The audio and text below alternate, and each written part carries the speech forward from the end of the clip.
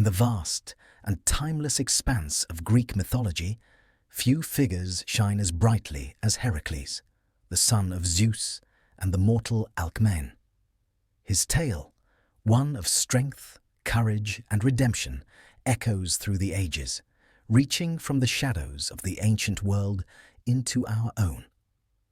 Born from the union of a powerful god and a mortal woman, Heracles was destined for greatness, though his life would be anything but simple. From the moment of his birth, Hera, the queen of the gods, set her sights on him with jealousy and malice.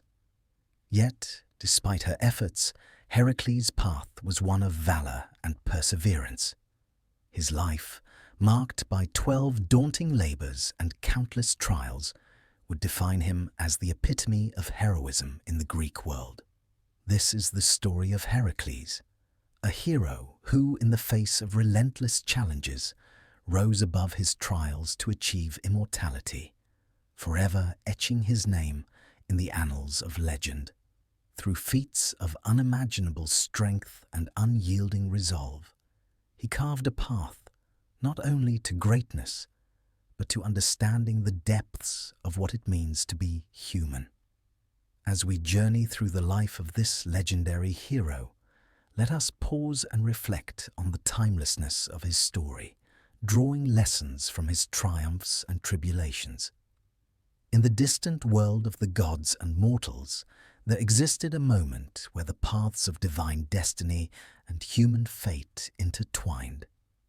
It was in this moment that Heracles was born, a hero whose legend would span the boundaries of both realms.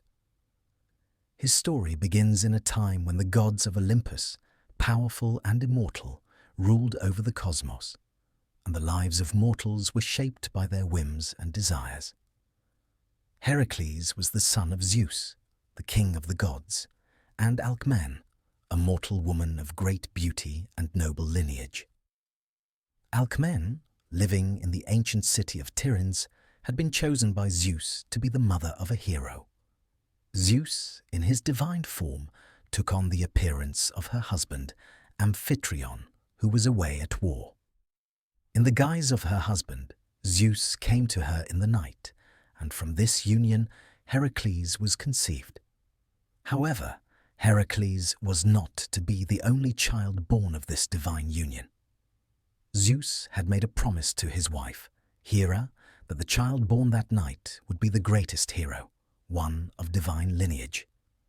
Yet Hera, in her jealousy, sought to ensure that the child of Alcmene would not succeed. At the same time, Alcmene's husband, Amphitryon, returned from his campaign and shared in the joys of fatherhood, unaware of the true nature of the child he had fathered. But Hera's wrath had already been set into motion. She tricked Alcmene into delaying the birth of Heracles by convincing her that the child would only be born when the goddess herself deemed it right. But Alcmene, feeling the weight of her impending labor, ignored the queen of the gods' command. The day came when, defying the will of Hera, Alcmene gave birth to a strong, healthy son, and his cries filled the room with a sense of divine promise. His name was Heracles, glory of Hera, an ironic twist, for his very existence would bring about Hera's eternal frustration and wrath. Heracles, though born to mortal parents, was blessed with the divine strength and spirit of his father Zeus. His early years were not marked by the quiet peace that one might expect for a child of royalty. From the moment of his birth, Heracles was destined for trials.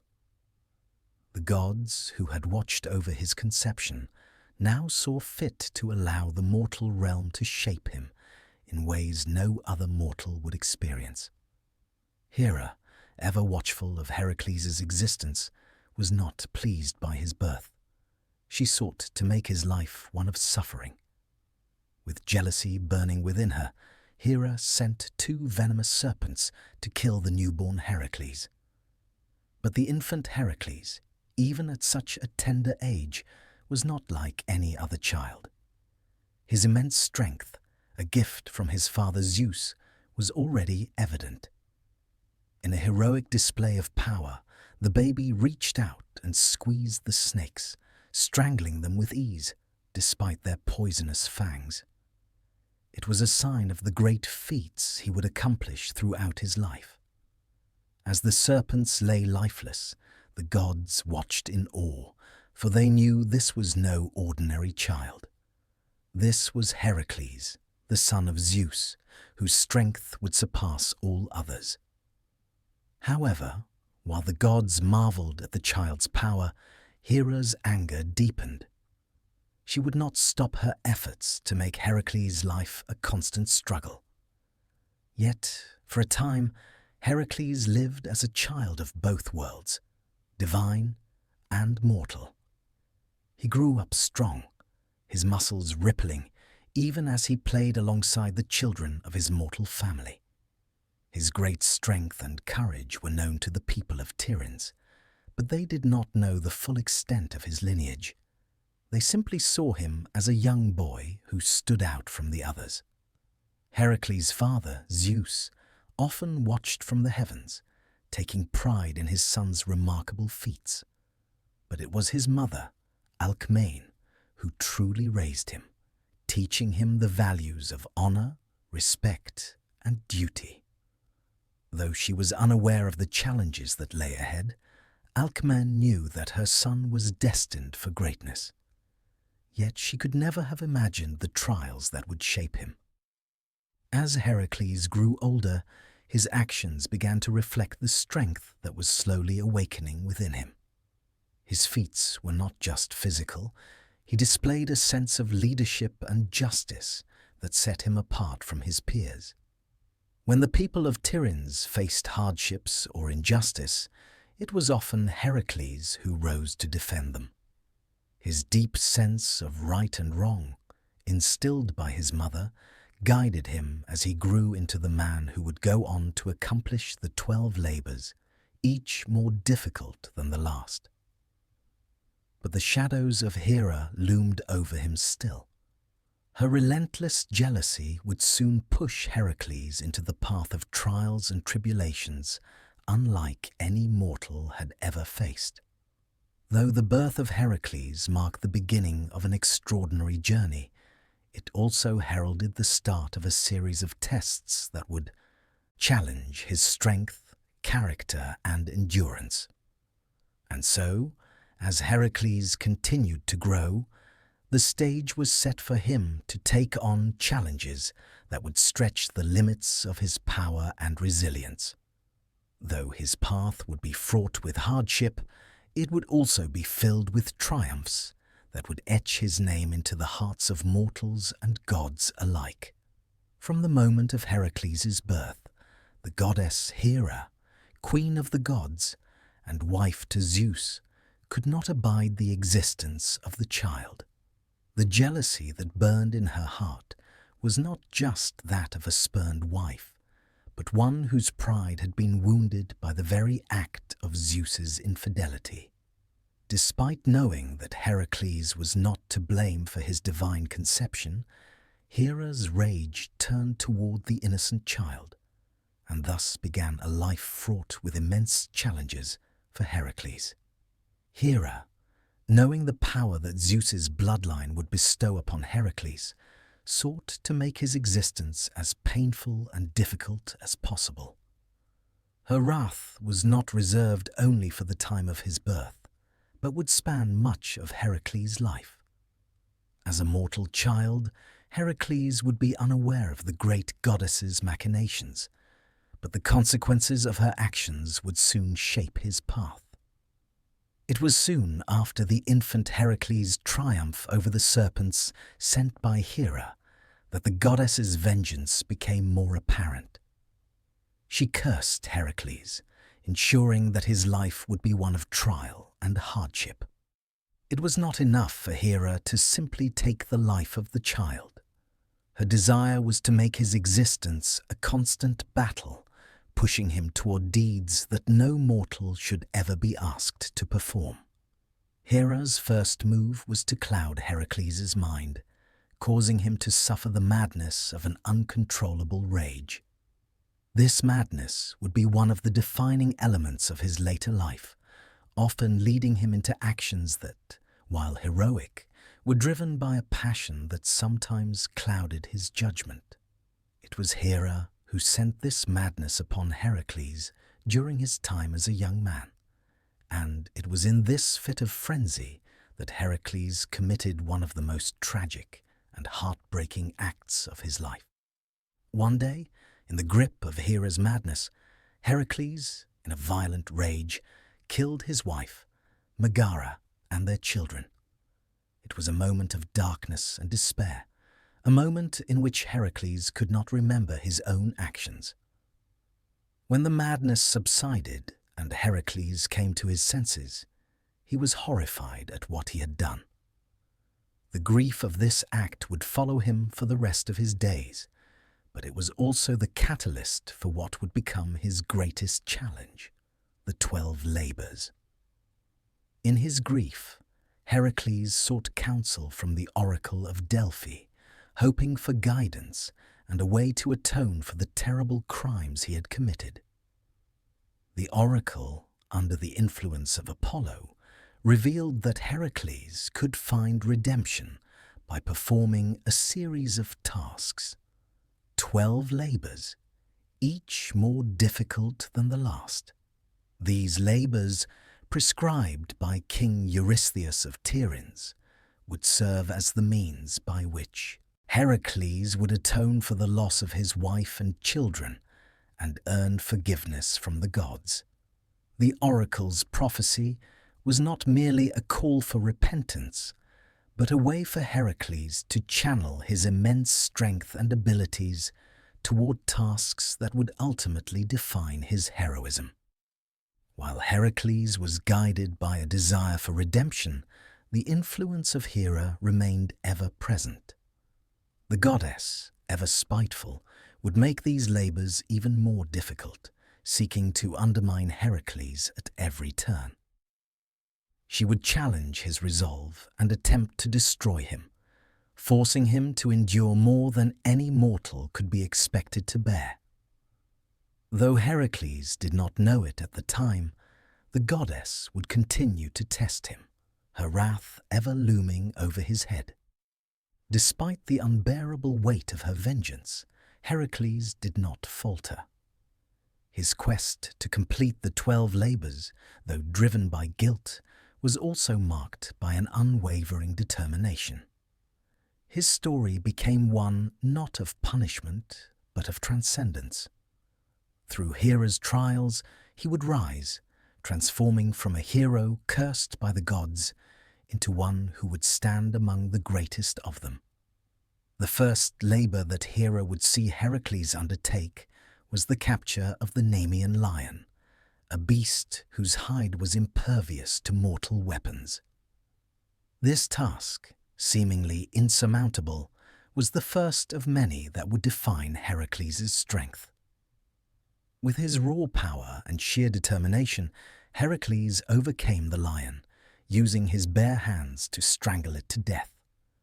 The lion's skin, so tough that no weapon could pierce it, was taken by Heracles as a trophy, becoming his emblem, a symbol of his strength. But Hera, ever determined to see Heracles fall, did not allow him to savor his victory. Each labor, no matter how grand, would come with challenges of its own. From the multi-headed Hydra to the massive Cretan bull, Hera's influence on Heracles' life was unyielding. She seemed to weave her mischief into every task he faced, ensuring that each trial would be more difficult than the last. Yet, despite the many obstacles that Hera threw in his path, Heracles remained steadfast. He relied on his strength, wit, and perseverance to complete each task. With every victory, his legend grew, though the price of this heroism was not easily paid. Heracles, for all his might, was still a man who bore the weight of grief and sorrow, and each triumph over his divine adversary was a reminder of the price of his actions. Though Hera's influence was ever present, it was the love of the people and his own internal sense of justice that drove Heracles forward. His trials were not only for redemption, but also for the restoration of his honor and the restoration of balance within his heart. As the days turned to months and the months into years, Heracles would come to learn that his true strength was not just in his body, but in his ability to endure and rise above the misfortunes thrust upon him by those who sought to destroy him. Hera, though she sought to break him, unwittingly shaped Heracles into the hero he would become. For it was through her wrath that he learned the meaning of endurance, of resilience, and of the capacity for growth, even in the face of suffering. Though the goddess's cruelty would never wane, Heracles' response to her trials would define him as one of the greatest heroes the world would ever know. Thus, it was in the shadow of Hera's wrath that Heracles' journey began. And though the challenges ahead would seem insurmountable, his heart remained steadfast. For in every act of divine malice there was a lesson, and in every labor a chance to rise. His story, begun with a curse, would soon lead to redemption, and the myth of Heracles, though forged in fire, would endure for eternity. Heracles' early years were not marked by quiet peace or the sheltered life one might expect for a son of Zeus. Instead, from the moment he entered the world, his life was a series of challenges that would shape him into the hero he was destined to become. While he was still an infant, his extraordinary strength and the circumstances of his birth set him apart from others. His feats began early, even before he could fully understand the implications of his actions. As a child of both mortal and divine parentage, Heracles grew up in the city of Tiryns, under the care of his mother, Alcmene. Alcmene, though unaware of the full scope of his divine heritage, recognized from a young age that Heracles was no ordinary child. He was stronger than other children, more resilient, and far more capable. His mother watched with a mixture of pride and concern as her son, even in his youth, displayed feats of strength that left others in awe. It was not long before the young Heracles began to prove his mettle. While still a child, he was faced with challenges that, for other children, would have been insurmountable. In one such incident, when he was only a few years old, Hera sent 2 monstrous serpents into the crib of the infant Heracles. The serpents, their eyes glinting with malice, were sent by the goddess in a cruel attempt to kill the child. But Heracles, even as a mere baby, was no easy target. With a display of strength and courage beyond his years, he grasped the serpents and, with his bare hands, strangled them to death. This act of heroism, performed by a child, was a sign of things to come. Hera's attempt to destroy Heracles only seemed to solidify his determination to survive. His great strength and the divine influence of his father were not enough to shield him from the trials that lay ahead, but they were certainly enough to ensure that he would meet those challenges head-on. Heracles' feats did not stop with the defeat of the serpents. As he grew older, he continued to showcase his strength in increasingly impressive ways. His strength was not just a matter of physical power. It was also a reflection of his character, his desire to protect the weak and bring justice to those in need.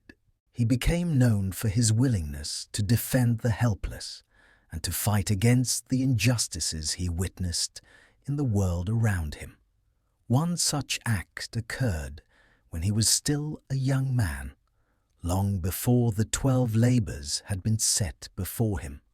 Heracles was travelling through the countryside when he encountered a group of bandits who were terrorising a local village. These men, cruel and violent, had been stealing from the people and causing great harm. The villagers, powerless against these marauders, had little hope of being saved. But when Heracles arrived, he saw an opportunity to put his strength to good use.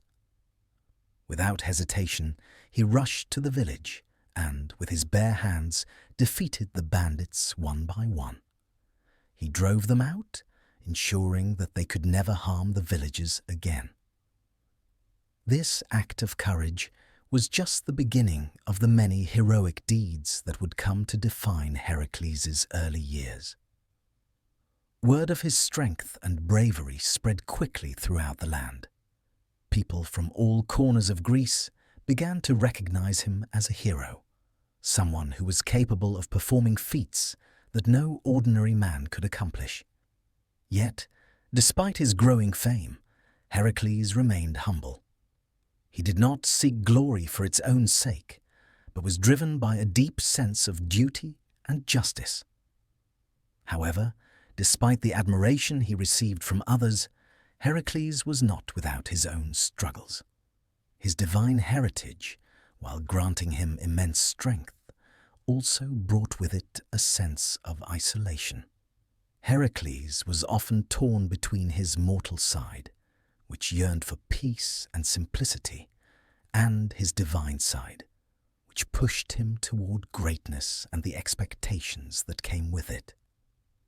These internal conflicts would shape much of his life, particularly as he grew older and began to understand the gravity of the path he was on.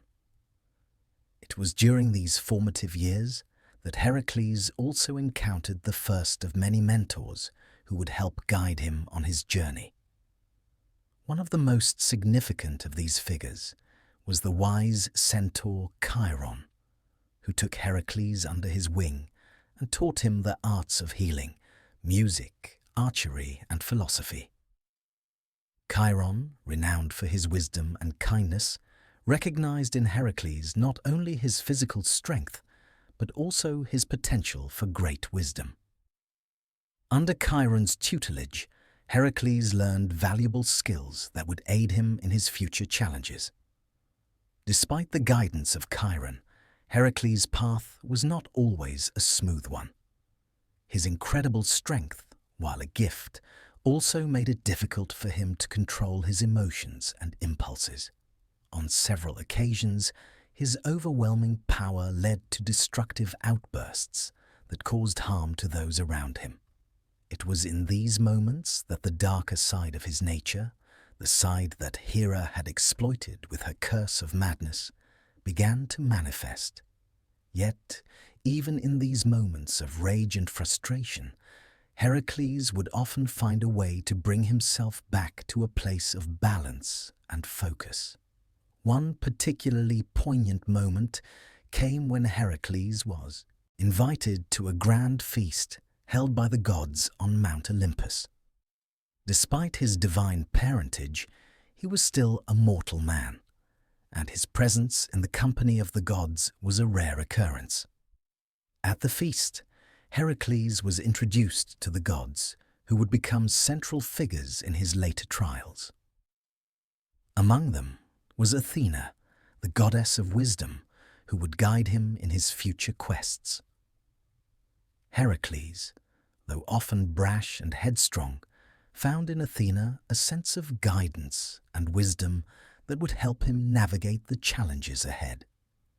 Despite his heroic deeds, Heracles was not immune to the tumultuous nature of the divine world. His relationship with the gods, particularly with Hera, remained strained. The goddess, unable to fully accept Heracles' existence, continued to send obstacles in his path, further complicating his journey. Yet, it was through these trials that Heracles would prove to be more than just a man of great strength. He would come to embody the true essence of heroism, not through his victories alone, but through his perseverance in the face of overwhelming odds. As he moved forward in his life, Heracles' actions and deeds became increasingly legendary. He would soon face the greatest challenges of his life, the 12 labors, each one designed not just to test his physical strength, but also his resolve and determination. These tasks would define his heroism and cement his place in the annals of myth and history. But for now, Heracles was still a young man, full of promise and potential. His early feats were the first signs of the greatness that would unfold, a greatness forged not only in strength, but in the very heart of a hero who, despite his divine heritage, remained deeply human. The first of the 12 labors, set before Heracles by King Eurystheus, was perhaps one of the most daunting of all. It was a task that would test not only his strength, but his resolve and his ability to overcome an enemy that seemed invincible. The Nemean lion, a monstrous creature, was no ordinary beast. Its hide was impervious to all weapons, a divine protection granted by the gods themselves, making it a creature of unimaginable terror. This labor among the 12 would set the stage for the hero's journey, revealing the depth of his strength and the depths of his determination. The lion, with a coat as golden as the sun and eyes like fiery embers, had been terrorizing the region of Nemea for many years. Its mere presence was enough to send fear into the hearts of the local people. The beast's claws and teeth were sharp enough to tear through any mortal, and it had claimed many victims, leaving behind only destruction in its wake. The people of Nemea were helpless against the beast, and despite their many attempts to stop it, the lion's power remained unrivaled. Heracles, whose fame had begun to spread throughout Greece, was summoned to complete this first labor. He knew that the Nemean lion was not only a physical threat, but also a symbolic one. It represented the very challenges that would define his future, the trials he would face that were both monstrous and divine. Yet Heracles, ever the determined and brave hero, did not hesitate. His father Zeus had granted him strength, but it was his courage and his heart that would carry him through this trial. With nothing but his bare hands and his immense will, Heracles set out for Nemea, determined to conquer the lion that had become a symbol of fear. As he approached the region, the skies seemed to grow darker, and a heavy sense of foreboding hung in the air. Heracles, undeterred, made his way to the lair of the lion, knowing that his battle would not be an easy one. Upon arriving at the lion's den, Heracles was confronted by the creature itself. The lion, a massive figure whose size dwarfed that of any ordinary animal, stood in the entrance of its cave, watching the hero with eyes filled with primal intelligence. The ground trembled beneath Heracles' feet as the lion let out a deafening roar that seemed to shake the very earth. It was a sound so terrifying that even the bravest of men would have turned and fled. But Heracles did not flinch. Instead, he stood tall, his heart beating steadily, his mind focused on the task before him. The Nemean lion charged, its speed and power unmatched by anything Heracles had ever faced. The creature's claws lashed out, and its teeth, sharp as daggers, aimed for Heracles' throat. But the hero, with the reflexes of a divine being, dodged the lion's attack and grappled with the beast. Heracles was strong, stronger than any man, but he quickly realized that the lion's hide was impenetrable. No matter how hard he struck, his fists and weapons seemed to have no effect. His arrows, his club, and his sword were all useless against the invincible hide. The lion, sensing its advantage, continued to press the attack. Heracles knew that his only hope lay in finding a way to defeat the creature without the use of weapons. As the battle raged on, Heracles thought quickly, using his intelligence and his resourcefulness to gain an edge. In a move that would become one of his signature tactics, Heracles sought to outwit the lion. He lured the creature into a position where he could use his strength to overpower it. After what seemed like hours of struggle, Heracles managed to catch the lion by the neck. Using his immense strength, he squeezed, tightening his grip until the beast could not breathe. Slowly, steadily, Heracles choked the life out of the mighty lion. It was not a battle of brute force alone, but of strategy and endurance. Eventually, the lion's resistance faltered, and with one final decisive twist, Heracles broke its neck. The Nemean lion, invincible no more, lay dead at his feet. Heracles' victory was not simply the killing of a dangerous creature. It was a testament to his resourcefulness, his determination, and his ability to face impossible odds. The lion, whose hide had once been invulnerable to all mortal weapons, had been defeated by the strength of a man who refused to accept defeat. But even in victory, Heracles was reminded that his journey was not over. This task was just the beginning of the long and arduous road ahead. Heracles did not leave the lion's body behind as mere spoil. Instead, he took the lion's pelt, knowing that it would become his symbol of strength and heroism.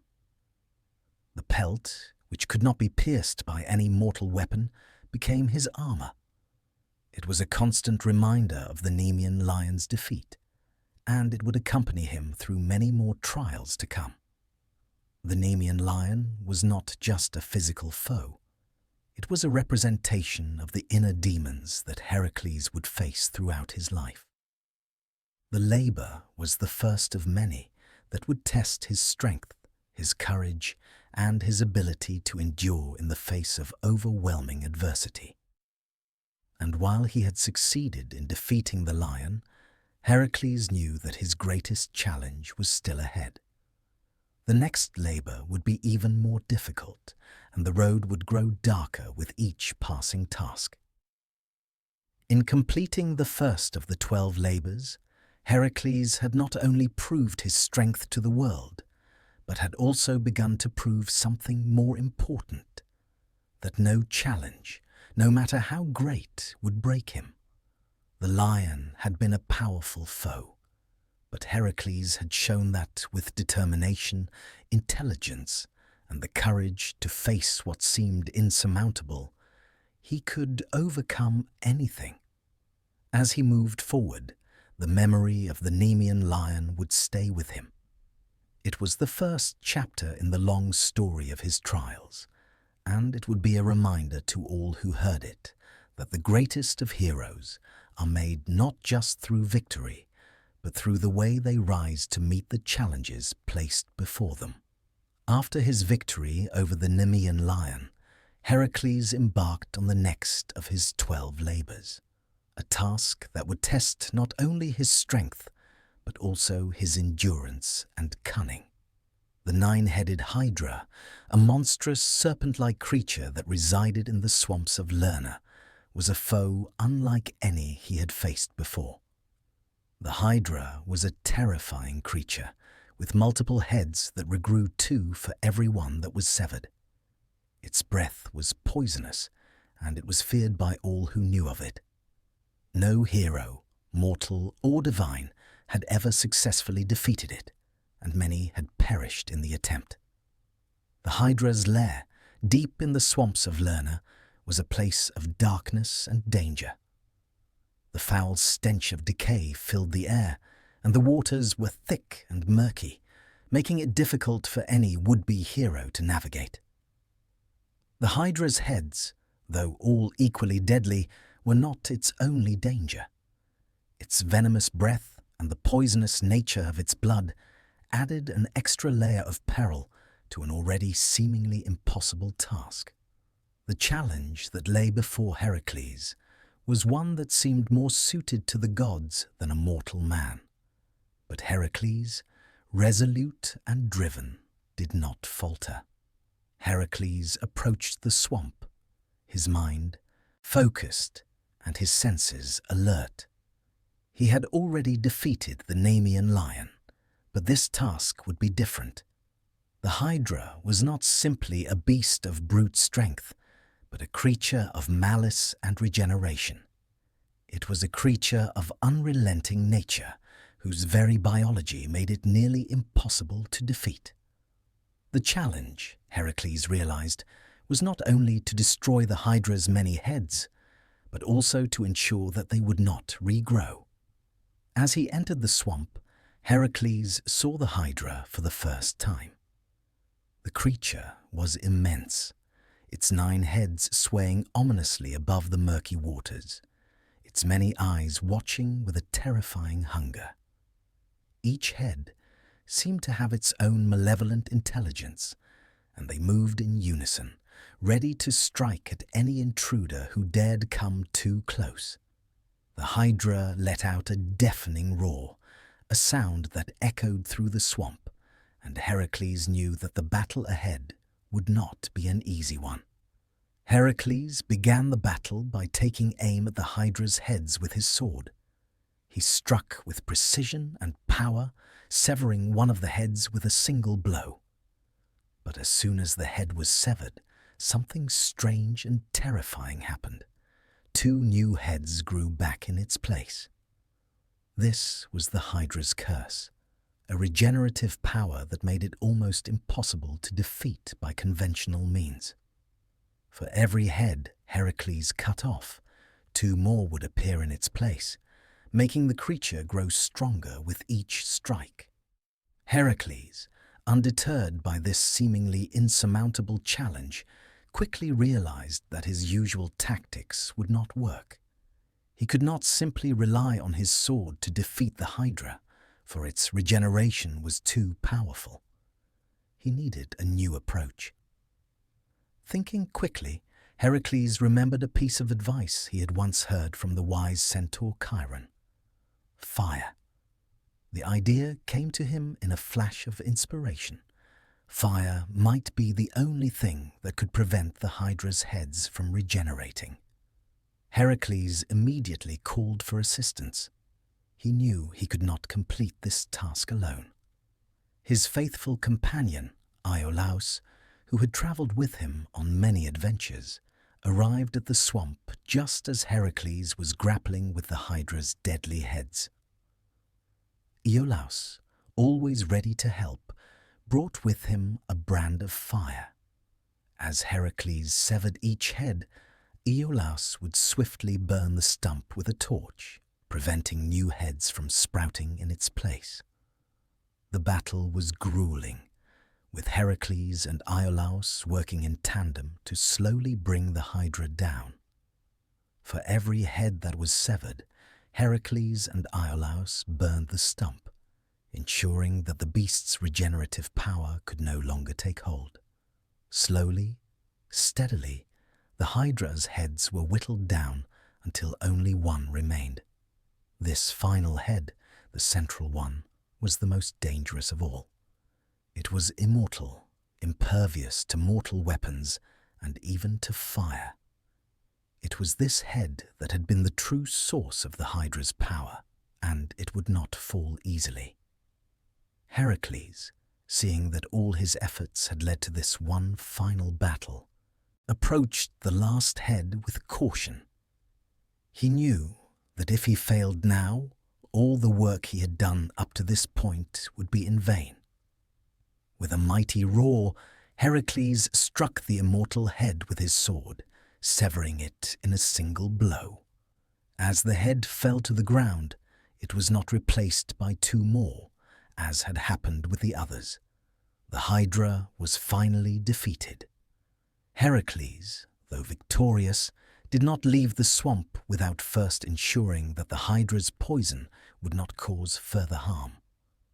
The blood of the Hydra was so toxic that it could kill any who came into contact with it, and Heracles was careful to avoid the creature's venomous blood. He used the creature's carcass to create a powerful poison, which he would later use to poison the arrows he would use in future battles. The venom of the Hydra would become one of his most formidable weapons, and it would play a significant role in many of the challenges he would face in the future. The defeat of the Hydra was a monumental achievement, not just because Heracles had killed the beast, but because he had found a way to overcome the creature's regenerative power. It was a testament to Heracles' ingenuity as much as it was to his strength. His ability to adapt to the situation and find a solution to the Hydra's regenerative ability was a sign of his growth as a hero. The task had been long and difficult, but in the end it had been completed, and the people of Lerna were forever grateful. In the years that followed, Heracles would face many more challenges, but the Hydra would remain one of the defining moments of his journey. It was the labor that tested not only his strength, but also his mind. And it was a battle that demonstrated the true measure of a hero's greatness, not simply in the power of their body, but in their ability to face the impossible and emerge victorious. After the defeat of the mighty Nemean lion and the many-headed Hydra, Heracles' journey continued with the third of his 12 labors, a task that would demand not only his strength, but also his patience and agility. This labor, which saw him tasked with capturing the Ceryneian hind, was unlike the battles he had faced before. The Ceryneian hind was not a creature of brute force or terrifying venom, but one of swiftness and cunning.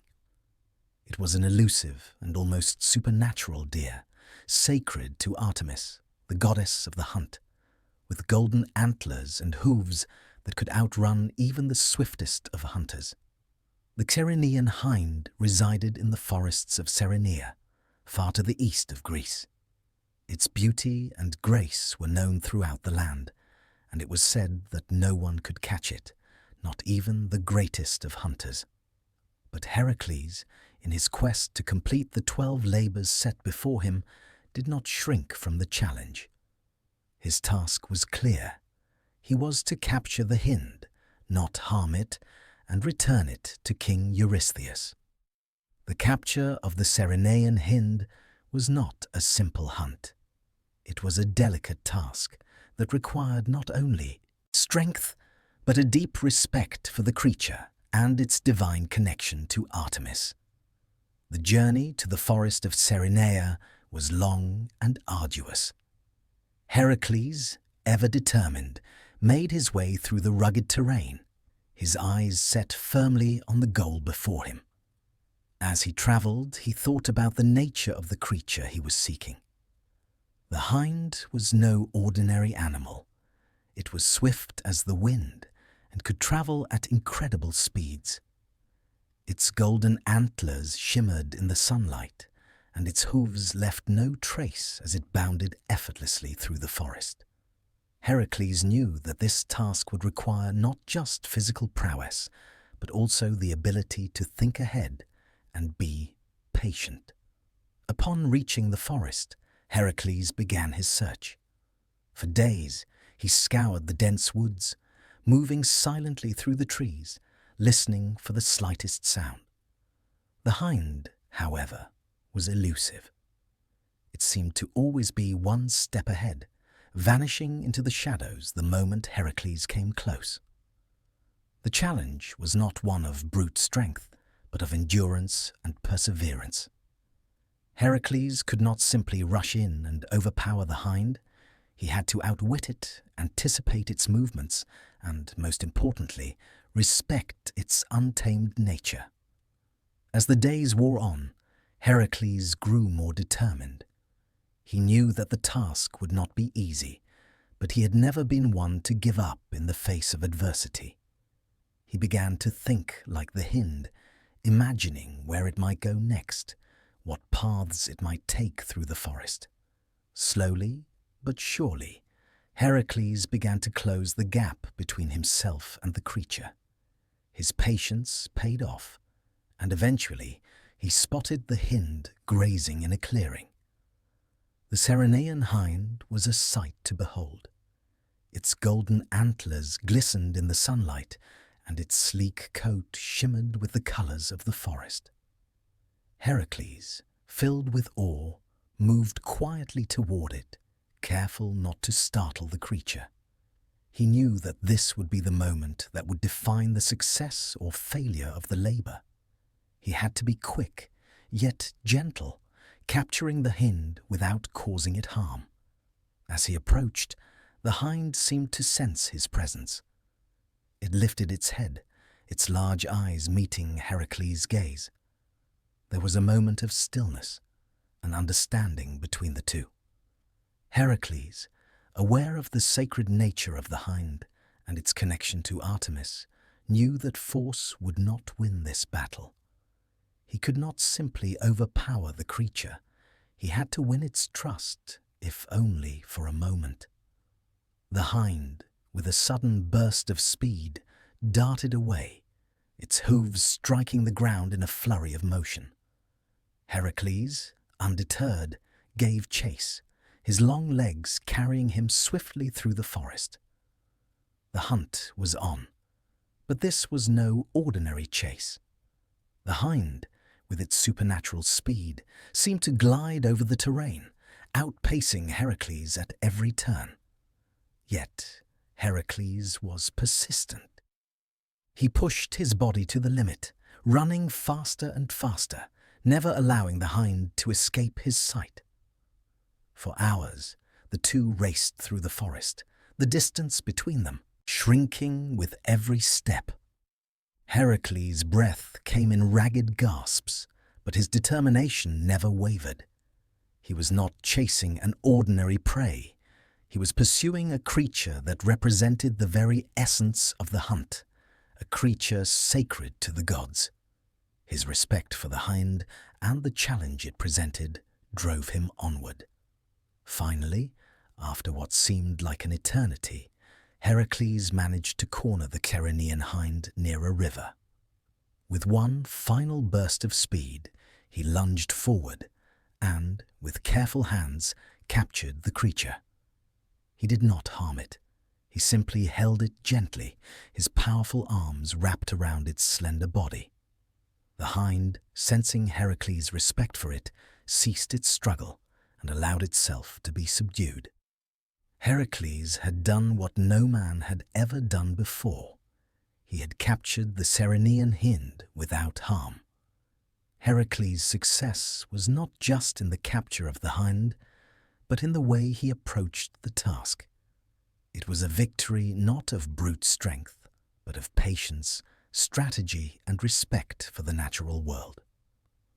The hind, though sacred to Artemis, was a creature of the wild, and Heracles had approached it not as a foe to be conquered, but as a challenge to be met with understanding and care. With the hind now in his possession, Heracles began the long journey back to Tiryns. But the task was far from over. The real challenge would come when he had to present the creature to King Eurystheus, who, as with the other labors, would seek to undermine Heracles' success. But for now, Heracles could take pride in his achievement. The Ceryneian hind was captured, and he had proven that even the most elusive of creatures could be overcome with the right combination of patience and strength. Upon returning, Heracles offered the Ceryneian hind to Eurystheus, who was as displeased as ever. The king, seeing that Heracles had succeeded once again, decided to set even more difficult tasks before him. But the legend of Heracles continued to grow. The story of the Ceryneian Hind, the great chase through the forest, and the hero's respect for the sacred creature would be told for generations to come, a reminder of the balance that must exist between strength, wisdom, and reverence for the world around us. Having successfully captured the elusive Ceryneian Hind, Heracles moved on to the next labor, the fourth in his series of 12. The task ahead was no less daunting than the ones before, but it was different. It was not a creature whose speed would challenge him, nor a battle of wits like the Hydra. The Erymanthian boar, unlike the hind, was a force of raw power and relentless aggression, and it was known to terrorize the land surrounding Mount Erymanthos in Arcadia. This boar was massive, its tusks sharp enough to pierce stone, and it had caused great destruction in the surrounding countryside, destroying crops and causing fear among the local inhabitants. Heracles was tasked with capturing the boar alive and bringing it to King Eurystheus, who was growing more resentful of Heracles' successes with each labor completed. This was a task that would test not only Heracles' strength, but his patience, as the boar was known for its ferocity and would not be easily subdued. Heracles journeyed to Mount Erymanthos, where the boar made its home. The terrain of the mountain was rugged and unforgiving, with dense forests and steep slopes. As he made his way up the mountain, Heracles had no illusions about the difficulty of this task. The boar was a formidable opponent, and it would take all his strength and cunning to capture it alive. But Heracles was not a hero who was easily deterred. His heart was set on the task, and his mind focused on the victory that awaited him at the end of the trial.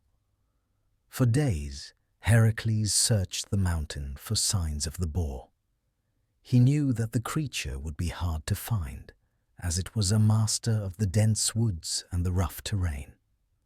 But Heracles' experience as both a hunter and a warrior had prepared him for such challenges. He knew that the boar would be a difficult creature to track, but he was patient. The hero had learned to listen to the land around him, to watch for signs in the trees and in the footprints left behind by the creatures of the forest. It was not until the fourth day of his search that Heracles finally found the boar. The beast was in a clearing, its massive body moving through the underbrush as it searched for food. The boar's tusks gleamed in the sunlight, and its eyes glowed with a savage intelligence. It was clear that this was no ordinary animal. The boar was a force of nature, its very presence causing the earth to tremble beneath it. Heracles, ever the strategist, knew that a direct attack would be foolish. The boar was far too powerful for him to overpower with sheer strength alone, especially since his task was to capture it alive. He had to come up with a plan that would allow him to subdue the beast without causing it harm. Heracles decided to trap the boar using the terrain to his advantage. He knew the forest well and had already devised a plan to drive the boar toward a net trap he had set in a narrow ravine.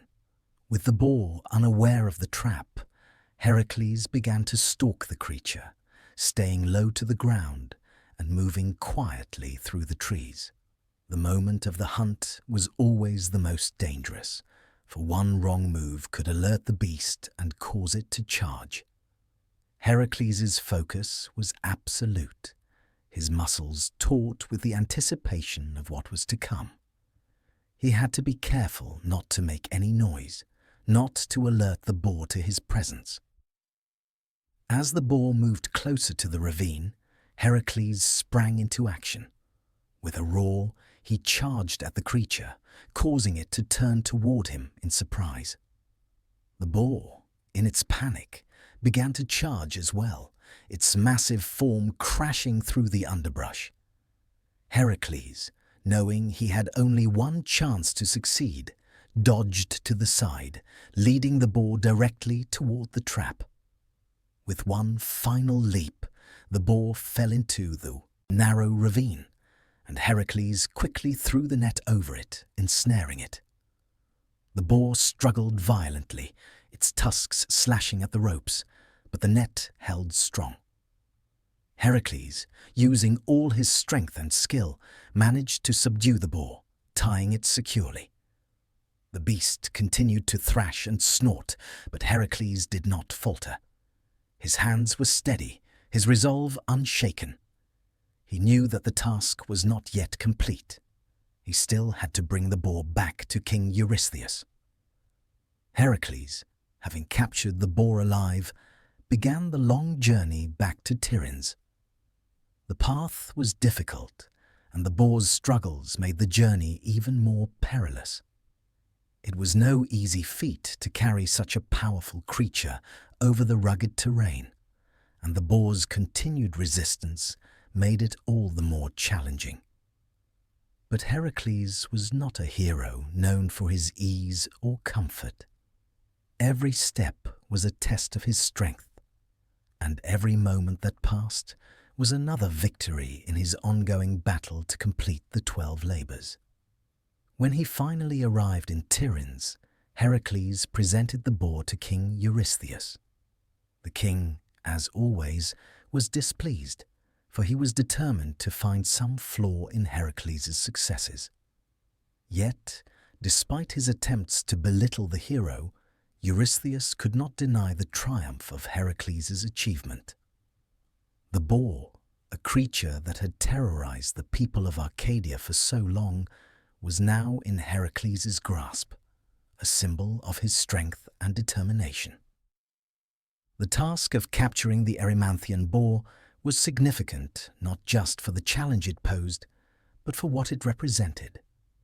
It was a reminder that Heracles' path was not one of simple victories, but of perseverance in the face of adversity. The boar, wild and untamable, had been subdued not by brute force alone, but through a combination of strategy, patience, and skill. It was a labor that required more than strength. It required the mind of a true hero. With the completion of the Erymanthian boar labor, Heracles' legend continued to grow. He had faced the wild, untamed forces of nature and emerged victorious. But with each labor, the challenges grew ever greater, and the obstacles before him more insurmountable.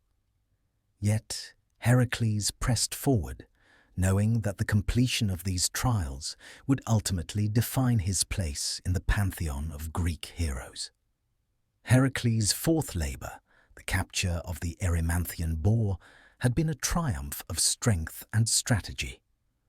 But the fifth labor set before him by King Eurystheus was one that required not just physical prowess, but ingenuity. Heracles was tasked with cleaning the Augean stables, which had not been cleaned in over 30 years. The task was not simply to remove the waste of the animals that lived in the stables, but to complete it in a single day. The Augean stables were massive, home to thousands of cattle, and they were infamous for their filth, a symbol of both the wealth and the neglect of King Augeas, the ruler of the region. The labor was considered nearly impossible. The stables were vast and filled with the refuse of the cattle, which had accumulated over decades. The sheer scale of the task was overwhelming.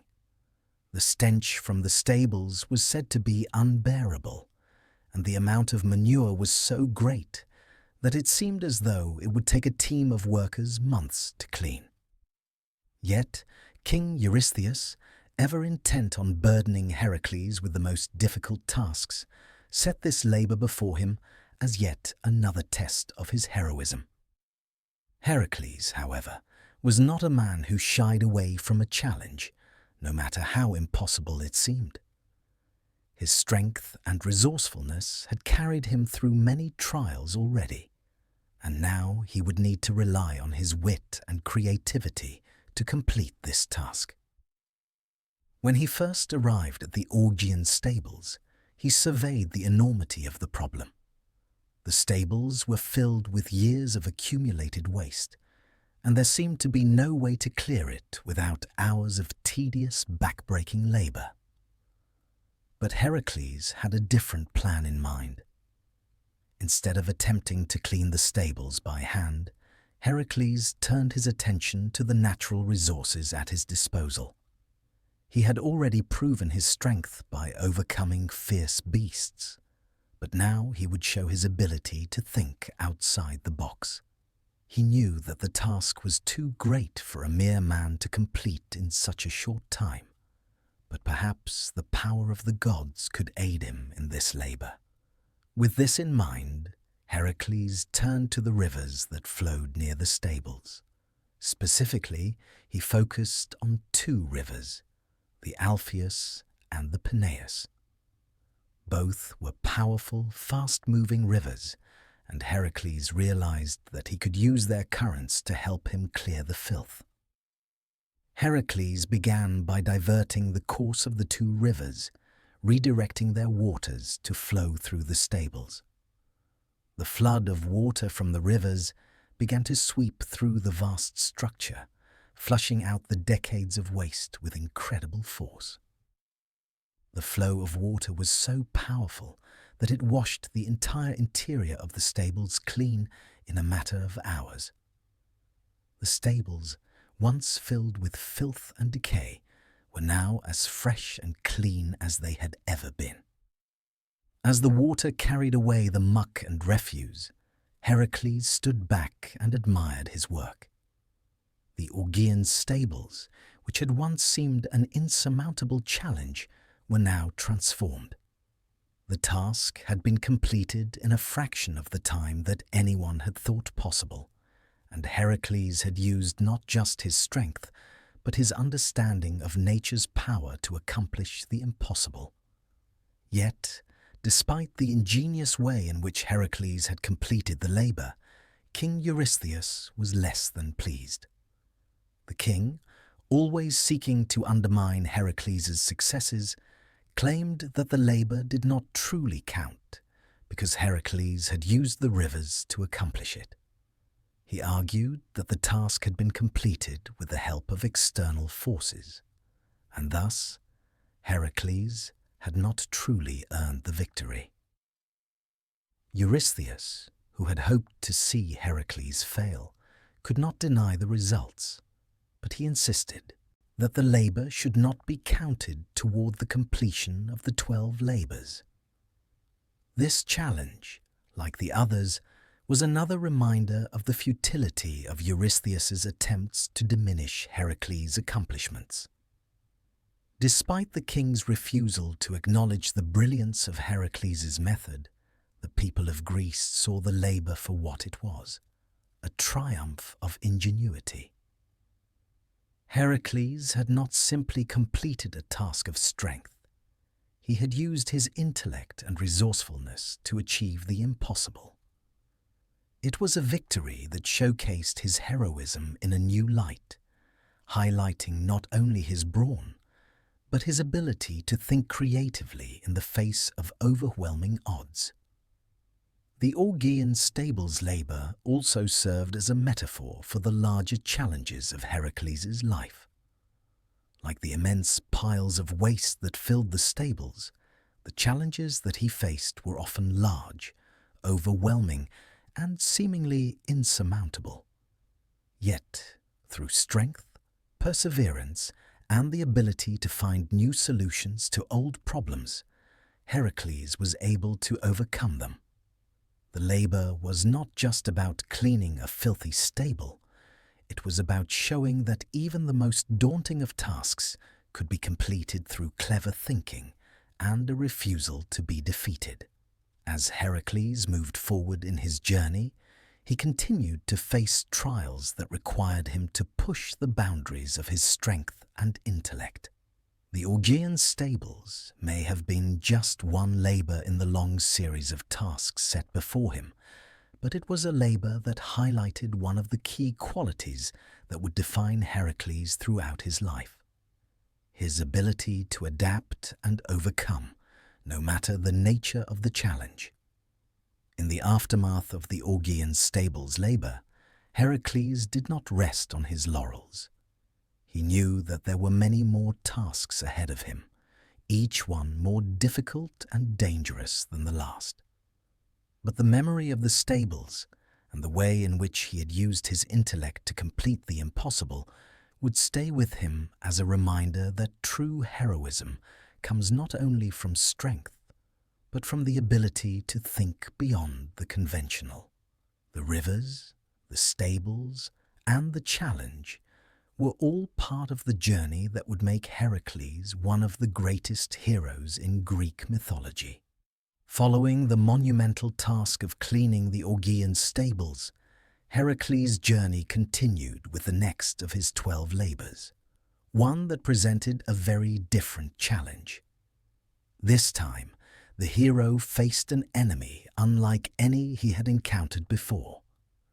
The Stymphalian birds, vicious creatures with metallic feathers, capable of piercing the flesh of their enemies from a great distance, were terrorizing the region near Lake Stymphalus in Arcadia. These birds, monstrous in size and deadly in their attacks, were a plague upon the land. Their numbers had grown so great that they caused widespread destruction, attacking local villages and leaving devastation in their wake. The Stymphalian birds were no ordinary beasts. They were creatures of the gods, cursed by Ares, the god of war, and sent to terrorize the mortal world. Their sharp, metallic feathers were not just dangerous projectiles. They were an embodiment of the destructive power of war itself. Their relentless attacks had forced the people of the region into hiding, and no one dared confront the creatures, for their deadly weaponry was nearly impossible to escape.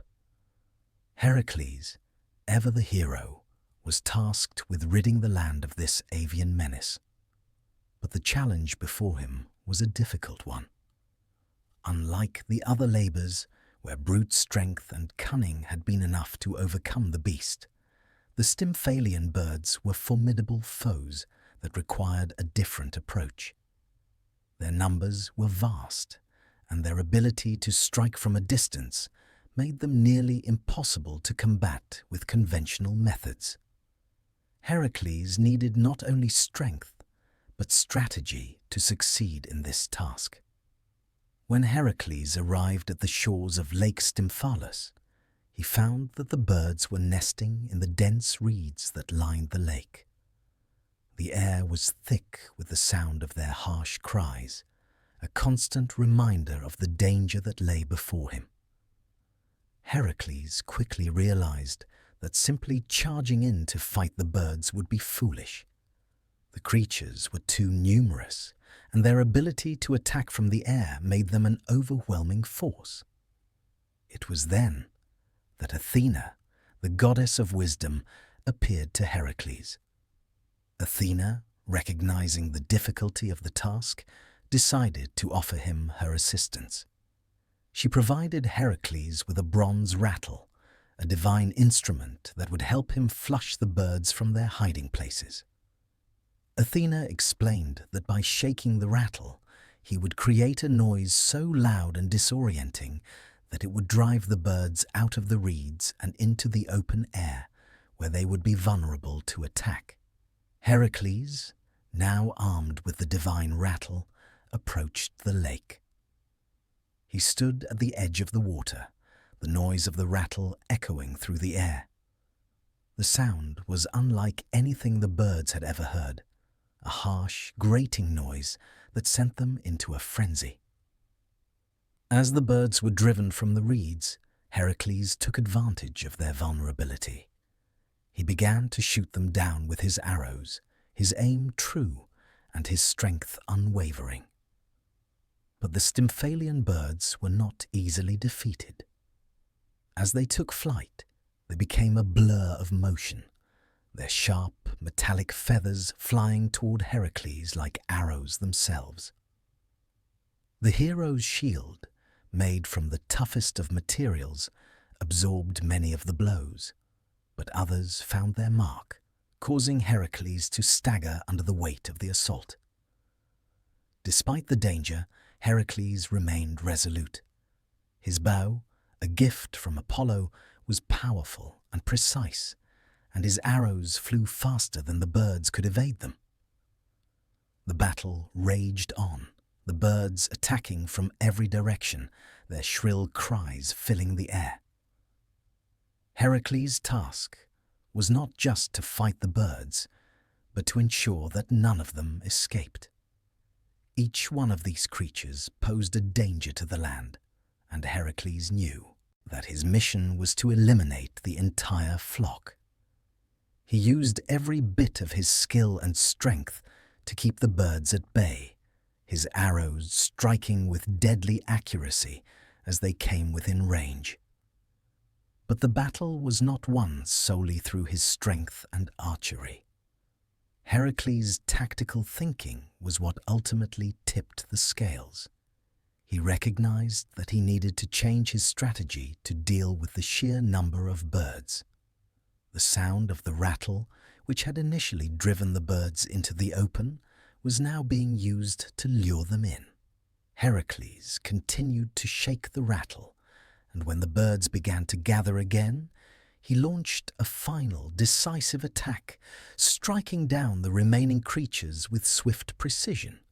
When the last of the Stymphalian birds fell, Heracles stood victorious. The air, once thick with the sound of flapping wings and shrill cries, was now eerily silent. The task that had seemed impossible had been completed, and the land was free from the terror of the birds. The people of the region, who had lived in constant fear, rejoiced at the hero's success, and word of Heracles' triumph spread quickly. Heracles' victory over the Stymphalian birds was a significant moment in his journey, not just because of the challenge it presented, but because it demonstrated the hero's growth. In previous labors, Heracles had relied heavily on his brute strength, but in this task, he showed that wisdom, patience, and adaptability were just as important as raw power. The assistance from Athena was crucial, but it was Heracles' ability to think strategically and adjust to the situation that ultimately allowed him to succeed. Moreover, the Stymphalian birds were not simply a test of Heracles' abilities as a warrior. They were a symbol of the destructive forces of nature and war that the hero had to confront throughout his journey. The birds, with their sharp, deadly feathers, represented the chaos and violence that Heracles sought to eliminate. By defeating them, he not only rid the land of a physical menace, but also restored order to a place that had long been consumed by fear and destruction. As Heracles completed the task, he realized that this labor was not just about killing birds or overcoming a monstrous threat. It was about bringing peace to the land, about restoring balance and ensuring that the people could live without fear. It was a labor that, like many others, required more than just physical strength. It required a deep understanding of the world and the forces that shape it. The defeat of the Stymphalian birds, like many of the tasks Heracles would face, marked a turning point in his journey. The birds had been fierce and numerous, but Heracles had triumphed by combining strength with strategy. It was a reminder that, even in the face of overwhelming odds, a hero could find a way to prevail. After the successful defeat of the Stymphalian birds, Heracles was ready to face yet another daunting challenge, one that would require not only his physical strength, but his skill in capturing wild beasts. The next of his 12 labours, the capture of the Cretan bull, would see him travelling to the distant island of Crete, a place steeped in its own ancient myths and legends. The Cretan bull was no ordinary beast. It was a massive, powerful animal with a wild temper and immense strength. According to legend, the bull had been sent by Poseidon to King Minos of Crete as a sign of the god's favour. But Minos, failing to honour the god, had kept the bull for himself, refusing to sacrifice it as instructed. As a result, Poseidon cursed the bull, making it even fiercer and more uncontrollable. It ran rampant across the island, causing great destruction and terror. The bull's power was so great that no one had managed to tame it, and it had become a symbol of the chaos unleashed by Minos' disrespect to the gods. Heracles' task was clear: capture the bull alive and bring it back to King Eurystheus. Unlike the previous labour, where Heracles had faced creatures like the Hydra and the Nemean lion, this task required him to deal with a wild, untamable beast that was as much a force of nature as it was a creature of flesh and bone. The bull's strength and aggression made it an even greater challenge than Heracles had faced before. As Heracles arrived on the island of Crete, he was greeted by the sight of the bull, its massive form roaming the fields, its powerful hooves striking the earth with each step. The ground seemed to tremble under the weight of the creature, and its eyes glowed with a fierce, untamable rage. Heracles knew that the bull was not going to be captured easily. The island's people had feared the bull for years, and many had tried without success to subdue it. Heracles, however, had faced countless beasts and enemies before, and he was not intimidated. He understood that the key to capturing the bull would not be brute force alone, but strategy. The bull was wild, but it was not invincible. Heracles knew that the task would require patience and the ability to outsmart the beast. As he approached the bull, Heracles observed its movements carefully, watching as it charged through the open fields, its head lowered and its horns glinting in the sunlight. The bull was a force of nature, and Heracles understood that he needed to approach it with caution. He could not simply rush in and attempt to overpower it, for that would lead to certain failure. Instead, Heracles relied on his knowledge of animals and his experience with capturing beasts. He carefully positioned himself in the path of the bull, using the terrain to his advantage. The open fields were vast, and the bull had the freedom to run wild, but Heracles knew that if he could corner it, he could use his strength and agility to subdue it. With a swift movement, Heracles made his move. He charged toward the bull, using his own momentum to match the beast's power. The bull, seeing the hero approach, lowered its head and charged in response, its horns aimed directly at Heracles. But Heracles, with the precision of a seasoned hunter, dodged to the side at the last moment, narrowly avoiding the bull's attack. He used the bull's momentum against it, causing the creature to stumble for just a moment. It was all the opening Heracles needed. Heracles lunged forward, grabbing the bull by the horns with his bare hands. The bull, still wild and powerful, bucked violently, trying to free itself from Heracles' grasp. But Heracles held firm. He was not just relying on his physical strength. He was using his skill to keep the bull under control, adjusting his grip and maintaining his balance as the creature struggled beneath him. The bull's ferocity was immense, but Heracles' determination was greater. For hours, Heracles battled the bull, using every ounce of his strength and endurance to keep it under control. The beast fought with everything it had, charging, bucking, and trying to escape. But Heracles was relentless. He did not give up, his grip on the bull's horns unyielding, his body braced against the animal's immense power. He was a hero forged in the fires of struggle, and he would not be defeated by a wild beast, no matter how powerful. Finally, after what seemed like an eternity, the bull began to tire. Its struggles grew weaker, and Heracles, sensing that the creature was on the verge of exhaustion, used this moment to his advantage. With one final, powerful move, Heracles twisted the bull's head to the ground, forcing it to its knees. He had captured the mighty creature, and it was now subdued. But the task was not yet complete. Heracles now had to transport the bull back to King Eurystheus, a feat that would not be easy. The bull, though tamed, was still a wild animal, and its strength and aggression made it difficult to control. Heracles led the bull back toward the mainland, knowing that the journey would be long and arduous. The bull's power was still a threat, and Heracles had to keep it in check as he made his way back to Tiryns. Upon returning, Heracles presented the Cretan bull to King Eurystheus, who, as with all of Heracles' successes, was displeased. Eurystheus, hoping to find a flaw in Heracles' efforts, sought to undermine the hero's victory. But once again, he could not deny Heracles' triumph.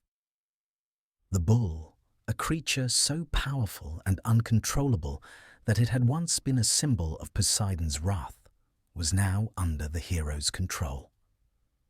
Eurystheus, though begrudgingly impressed, found himself with no choice but to accept Heracles' victory, even as he sought to set even more difficult challenges for the hero.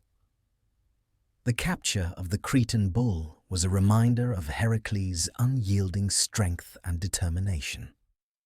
It was not just a triumph of physical power, but of endurance and skill. The bull had been a creature of immense strength, but it was Heracles' will and resilience that had ultimately subdued it. This labor, like the others, was not just about defeating a powerful beast. It was about proving that no challenge, no matter how great, could defeat the hero who faced it. Heracles' success in capturing the Cretan bull marked another step in his journey, a journey that would continue to test him in ways he could not yet imagine.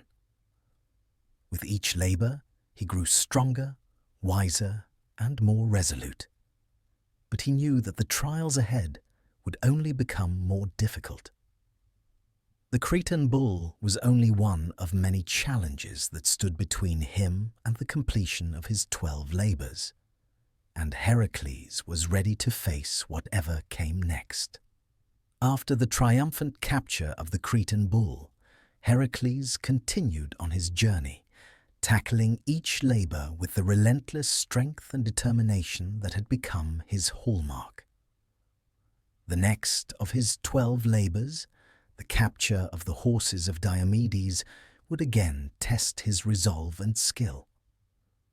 This labor would take him to the farthest reaches of Thrace, where he would face not only a formidable task, but an enemy whose cruelty was as great as the challenge itself. The horses of Diomedes were no ordinary creatures. They were sacred horses, bred by King Diomedes of Thrace. Diomedes, a cruel and barbaric ruler, fed his horses on human flesh, ensuring that they were wild and uncontrollable. The horses, with their insatiable hunger for blood, had become terrifying beasts that were almost impossible to tame. These horses, 4 in total, were some of the most feared creatures in all of Greece, and they were known for their viciousness and strength. Diomedes kept them locked away in his stables, guarded by his army, to prevent anyone from stealing them. Heracles' task was to capture these fearsome horses and bring them to King Eurystheus. The labor was not just about subduing wild beasts. It was about overcoming the cruelty of Diomedes and his vicious treatment of the horses. Diomedes, however, would not simply surrender the horses. The hero would have to fight not only the horses, but also the cruel king and his followers. Heracles journeyed to Thrace, determined to complete the task, knowing that the horses would not be easily subdued. As he arrived in the land of Diomedes, he saw the vast stables where the horses were kept, their powerful forms moving restlessly inside. Diomedes, a tyrant whose cruelty was well known, had warned all who came near his kingdom that the horses would not be taken without bloodshed. Heracles, however, was not one to be deterred by threats or fear. His determination was unshakable, and he knew that his strength and resourcefulness would see him through. Upon arriving at the stables, Heracles was confronted by Diomedes and his warriors, who immediately tried to prevent the hero from capturing the horses. Diomedes, knowing that Heracles had come for his prized beasts, ordered his soldiers to fight him. But Heracles, ever the warrior, was prepared for this confrontation. With his mighty club and unmatched strength, he fought off Diomedes' guards, clearing a path to the horses. He knew, however, that defeating the men was only part of the battle. The true challenge lay in subduing the horses themselves. The horses, sensing the approach of the hero, charged with all the ferocity that had been bred into them by their cruel master. Their eyes glowed with an unholy hunger, and their sharp hooves struck the ground like thunder. Heracles, knowing that he had to act swiftly, lunged toward the horses, using his strength and agility to grab hold of the nearest one. The horses, wild and untamable, fought back with all their might, their powerful legs kicking and thrashing. But Heracles, using every ounce of his strength, managed to control one of the horses long enough to secure it. However, this was only the first step. There were still 3 more horses to capture, and they would not be easily subdued. Heracles, recognizing that brute force alone would not suffice, decided to take a different approach. He tied the first horse securely, ensuring that it could not escape, and then turned his attention to the other 3. He knew that the horses, being so wild, could only be controlled if they were prevented from fleeing. Heracles began by separating them from one another, ensuring that each horse would be easier to manage individually. But even as he worked, Diomedes, enraged by the hero's success, sent his soldiers to try to free the horses. A brutal battle ensued, with Heracles fighting off Diomedes' forces, but he remained focused on his task.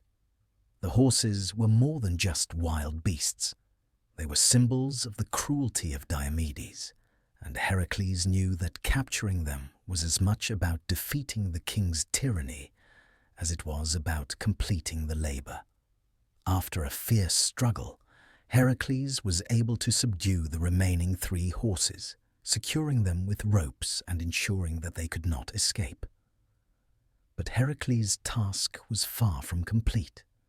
With the horses now under control, he had to bring them back to King Eurystheus. However, the journey back was fraught with peril. Diomedes, unable to accept the loss of his prized horses, pursued Heracles with a vengeance. The king and his men chased the hero across the land, determined to reclaim the horses and punish Heracles for his defiance. The pursuit was relentless, but Heracles, ever resourceful, used his strength and cunning to outwit Diomedes and his forces. As Heracles neared the final stretch of his journey, he came to a river, a natural barrier that would slow the pursuit of Diomedes' men. Heracles, using his strength, crossed the river with the horses, ensuring that they could not be overtaken. The horses, once wild and untamable, were now securely in the hero's possession. Finally, Heracles arrived at Tiryns, where he presented the horses to King Eurystheus. Eurystheus, though always seeking to diminish Heracles' successes, could not deny the hero's triumph. The horses, once the terror of Thrace, were now safely under Heracles' control, and the king had no choice but to accept them. However, as was customary, Eurystheus found a way to belittle Heracles' victory, claiming that the horses were not truly a prize, as they had been captured through the hero's cleverness and brute strength. Nevertheless, the capture of the horses of Diomedes was a significant achievement in Heracles' journey. The labor had not only required physical strength, but also the ability to outsmart both Diomedes and his wild, bloodthirsty beasts. It was a reminder that Heracles' heroism was not limited to raw power. It was his ability to adapt, to use his intellect as well as his strength that made him truly great. The labor marked another victory for Heracles, but the challenges that lay ahead would only grow more difficult. With each labor, he proved that no task, no matter how great or small, could stand in his way. The horses of Diomedes were but one more testament to the hero's strength, perseverance, and indomitable will. After the capture of the ferocious horses of Diomedes, Heracles' journey continued with a labor that required not only his strength, but his ability to navigate complex diplomacy and battle. His next task, the acquisition of the belt of Hippolyta, the queen of the Amazons, would not be achieved through brute force alone. Unlike the previous tasks, where he had faced creatures or beasts of immense physical power, this labor was steeped in both mythological and political intrigue. The belt of Hippolyta, also known as the girdle of Hippolyta, was a magical artifact, a symbol of her power and sovereignty as the queen of the Amazons, a tribe of fierce warrior women. The belt itself was said to bestow great power, and it was treasured by Hippolyta, who wore it as a mark of her authority. King Eurystheus, always determined to burden Heracles with the most difficult and dangerous tasks, ordered that the belt be brought to him. Heracles' mission was not only to obtain the belt, but to bring it back, even though the Amazons would not part with such a prized possession without a fight. Heracles' journey took him to the land of the Amazons, which was located near the far eastern shores of the Mediterranean, a land both mysterious and perilous. The Amazons were legendary for their warrior skills, their courage in battle, and their fierce independence. They were no ordinary women. They were trained in combat from a young age and were said to be unmatched in skill with both sword and spear. Heracles knew that this would be one of the most challenging labors yet, as it would require him to deal with a formidable enemy who would not easily yield to the demands of a foreigner, no matter how strong or legendary. Upon reaching the shores of the land of the Amazons, Heracles was met by the sight of a people whose strength and warrior prowess were evident in every aspect of their culture. The Amazons were tall, formidable women, each bearing weapons and clad in armor. Their queen, Hippolyta, was said to be the most powerful and beautiful of them all, and her belt was both a symbol of her rule and a magical artifact that had been passed down through generations. It was said that no man could defeat Hippolyta in battle, and she was known for her wisdom as much as her strength. Heracles, aware that this labour would require more than just a direct confrontation, sought a more diplomatic approach. He attempted to meet with Hippolyta and request the belt in exchange for a promise of peace between the Amazons and Greece. The queen, intrigued by the hero's presence and his legendary status, agreed to speak with him. For a time, the conversations seemed to be going well. Heracles, ever the skilled negotiator, presented his case. He sought the belt as part of his 12 labours, not as an attempt to humiliate the Amazons, but as a fulfilment of a task imposed upon him by Eurystheus. He promised that the belt would be returned to Hippolyta after the completion of his labour, and that no harm would come to the Amazons. However, the peace talks did not last long. Hera, ever the adversary of Heracles, could not stand to see him succeed, and, as was often the case, she sought to thwart him. Disguised as one of the Amazons, Hera spread rumours that Heracles had come not for peace, but to capture their queen and take her back to Eurystheus. The Amazons, enraged by the apparent treachery, gathered their warriors and prepared for battle. The peaceful negotiations quickly turned into a violent confrontation. Heracles, caught off guard by the sudden hostility, quickly realized that diplomacy would no longer suffice. The Amazons, led by Hippolyta, charged at him, their spears and swords gleaming in the sunlight. Heracles, though initially reluctant to engage in battle, was forced to defend himself against the onslaught. His immense strength and skill with the bow and club made him a formidable opponent, but he did not wish to harm the Amazons. The battle raged on, with Heracles fighting off the Amazons in a defensive posture, trying to subdue them without causing unnecessary bloodshed. In the heat of the battle, Hippolyta herself joined the fray, leading her warriors with unmatched skill. Heracles, recognizing the strength of the queen, engaged with her directly. The two fought fiercely, with Hippolyta showing her strength and skill in combat. But Heracles, with his divine strength, was able to hold his ground. In the midst of their struggle, Heracles, ever the tactician, managed to disarm Hippolyta and take her belt, completing the task that had been set before him. Though he had succeeded, the battle had been a costly one, and the Amazons, having lost their queen's belt, withdrew in anger. Having obtained the belt, Heracles did not linger long in the land of the Amazons. He knew that any delay could lead to further conflict, and with the belt now in his possession, he set out for Tiryns. But even as he departed, the legend of his struggle with the Amazons and his defeat of Hippolyta would be told for generations. The belt itself, a symbol of power and authority, became one of the most coveted treasures in Greek mythology, and it would remain a symbol of Heracles' strength and his unyielding ability to complete the impossible. Upon returning to Tiryns, Heracles presented the belt of Hippolyta to King Eurystheus, who, as was often the case, found a way to belittle the hero's achievement.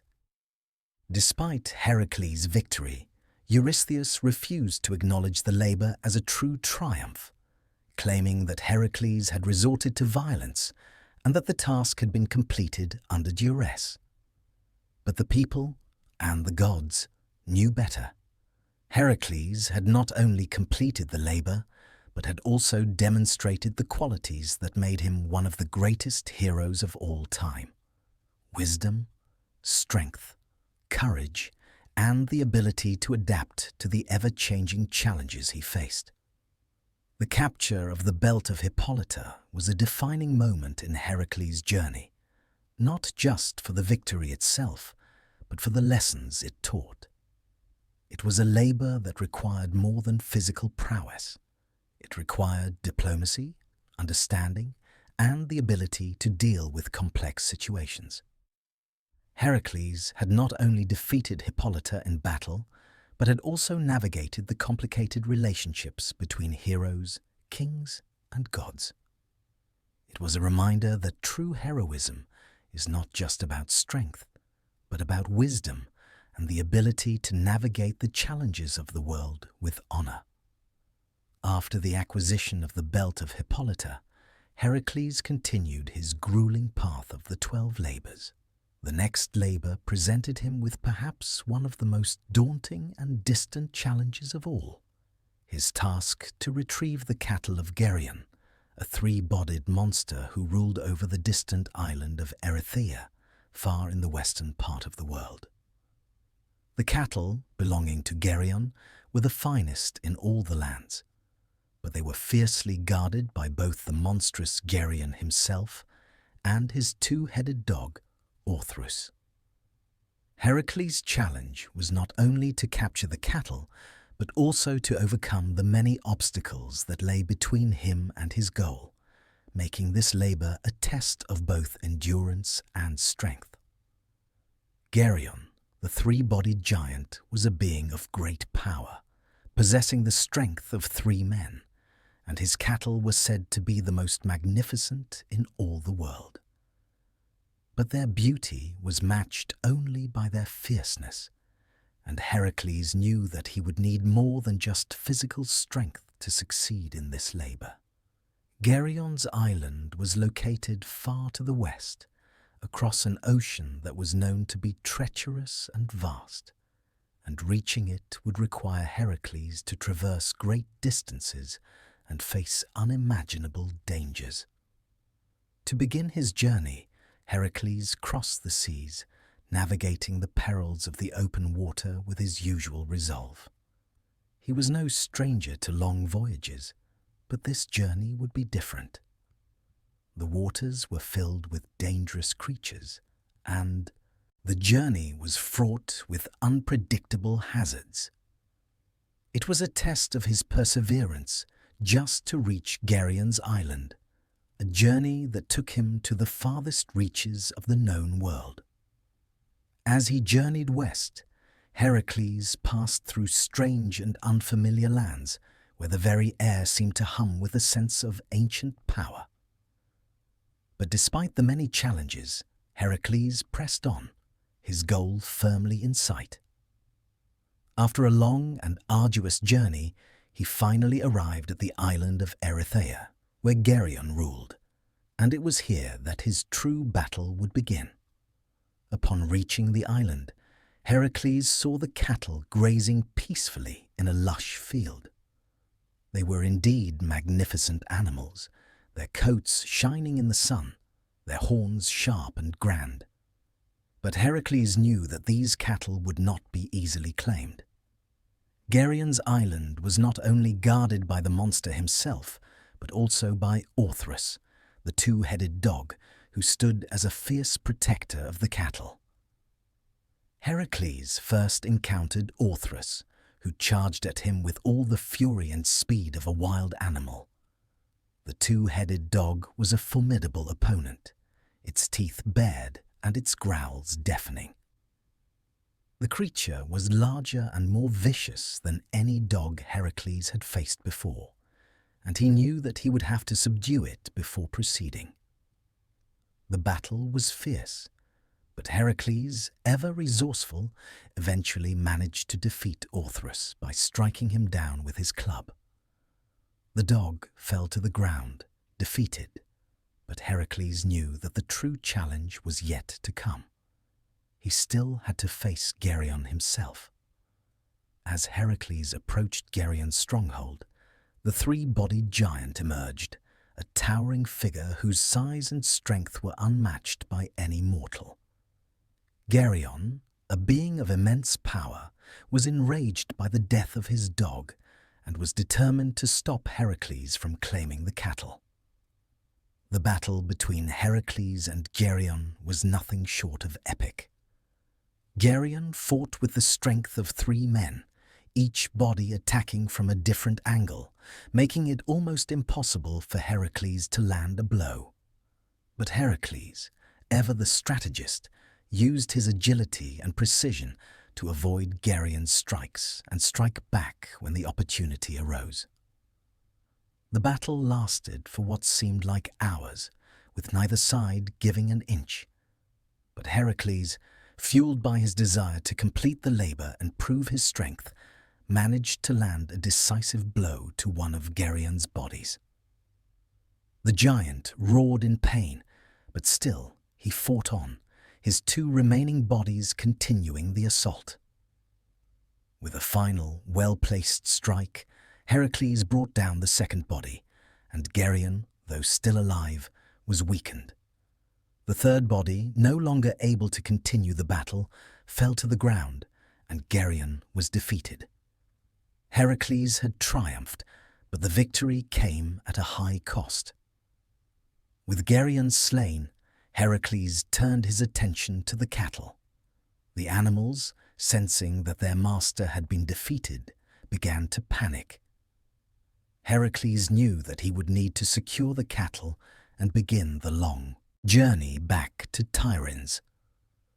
But the task was not yet complete. Geryon's cattle were not just any ordinary herd. They were sacred animals, and even now Heracles would have to contend with the gods who watched over them.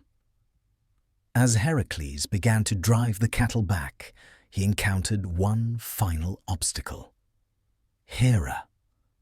The goddess, who had spent much of Heracles' life trying to thwart him, sent a flock of giant vultures to harry the hero and prevent him from completing his task. The vultures attacked Heracles as he traveled, swooping down to strike at him and his herd of cattle. But Heracles, ever the resourceful hero, fought back, using his bow and arrows to drive the vultures away. The battle was fierce, but Heracles was not deterred. He fought through the storm of vultures, keeping the cattle safe and moving forward. After the last of the vultures was driven away, Heracles continued his journey, undeterred by the goddess's interference. He led the cattle across great distances, eventually returning to the shores of Greece. The journey back was long and difficult, but Heracles was determined to complete the labor. He knew that the task would not be easy, but with each step he moved closer to his goal. Finally, after what seemed like an eternity, Heracles arrived at Tiryns with the cattle. King Eurystheus, though always attempting to undermine the hero's success, could not deny that Heracles had completed yet another impossible task. The cattle, once owned by the monstrous Geryon, were now in the hands of Eurystheus, and Heracles had once again triumphed over adversity. The capture of the cattle of Geryon was a defining moment in Heracles' journey, not just because of the physical challenges it presented, but because it demonstrated Heracles' ability to overcome obstacles that seemed insurmountable. The journey to the farthest reaches of the world, the battle with Geryon, and the interference of the gods all combined to make this labor one of the most arduous and epic of them all. And yet, Heracles had succeeded, proving that no matter how difficult the task, he would always find a way to overcome it. With the completion of the labor involving Geryon's cattle, Heracles had proven once again that no challenge, no matter how great, could defeat him. But the next labor set before him would be unlike any other. The task of retrieving the apples of the Hesperides was a labor that involved not only strength, but cunning, patience, and a deep understanding of the world's most ancient mysteries. The apples of the Hesperides were no ordinary fruit. They were golden apples, said to have been created by Gaia, the earth goddess, and were considered to be one of the most precious treasures in the world. These apples were guarded by the Hesperides, a group of nymphs who resided in a distant garden, hidden far to the west. The apples were not only beautiful, but they were said to have magical properties that could grant immortality. They were a gift from the gods, and their possession was highly coveted by both mortals and immortals alike. Heracles' task was to retrieve these apples and bring them back to King Eurystheus. The journey to the garden of the Hesperides was long and filled with peril, for the apples were not easily obtained. The Hesperides were fierce protectors of their garden, and they were aided by a fearsome dragon named Ladon, who coiled around the tree that bore the golden apples. Ladon, with his many heads, was an almost insurmountable obstacle, and Heracles would need to outwit and defeat both the dragon and the nymphs to succeed.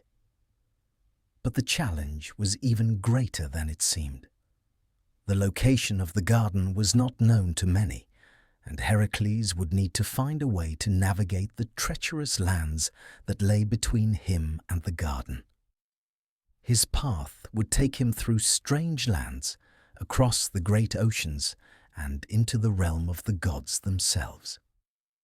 Heracles began his journey by seeking out Nereus, the ancient sea god, who was said to possess the knowledge of all things in the world. Nereus, known for his wisdom and ability to change shape at will, was the perfect guide for such a journey. Heracles, always resourceful, knew that Nereus would be able to tell him how to find the garden of the Hesperides.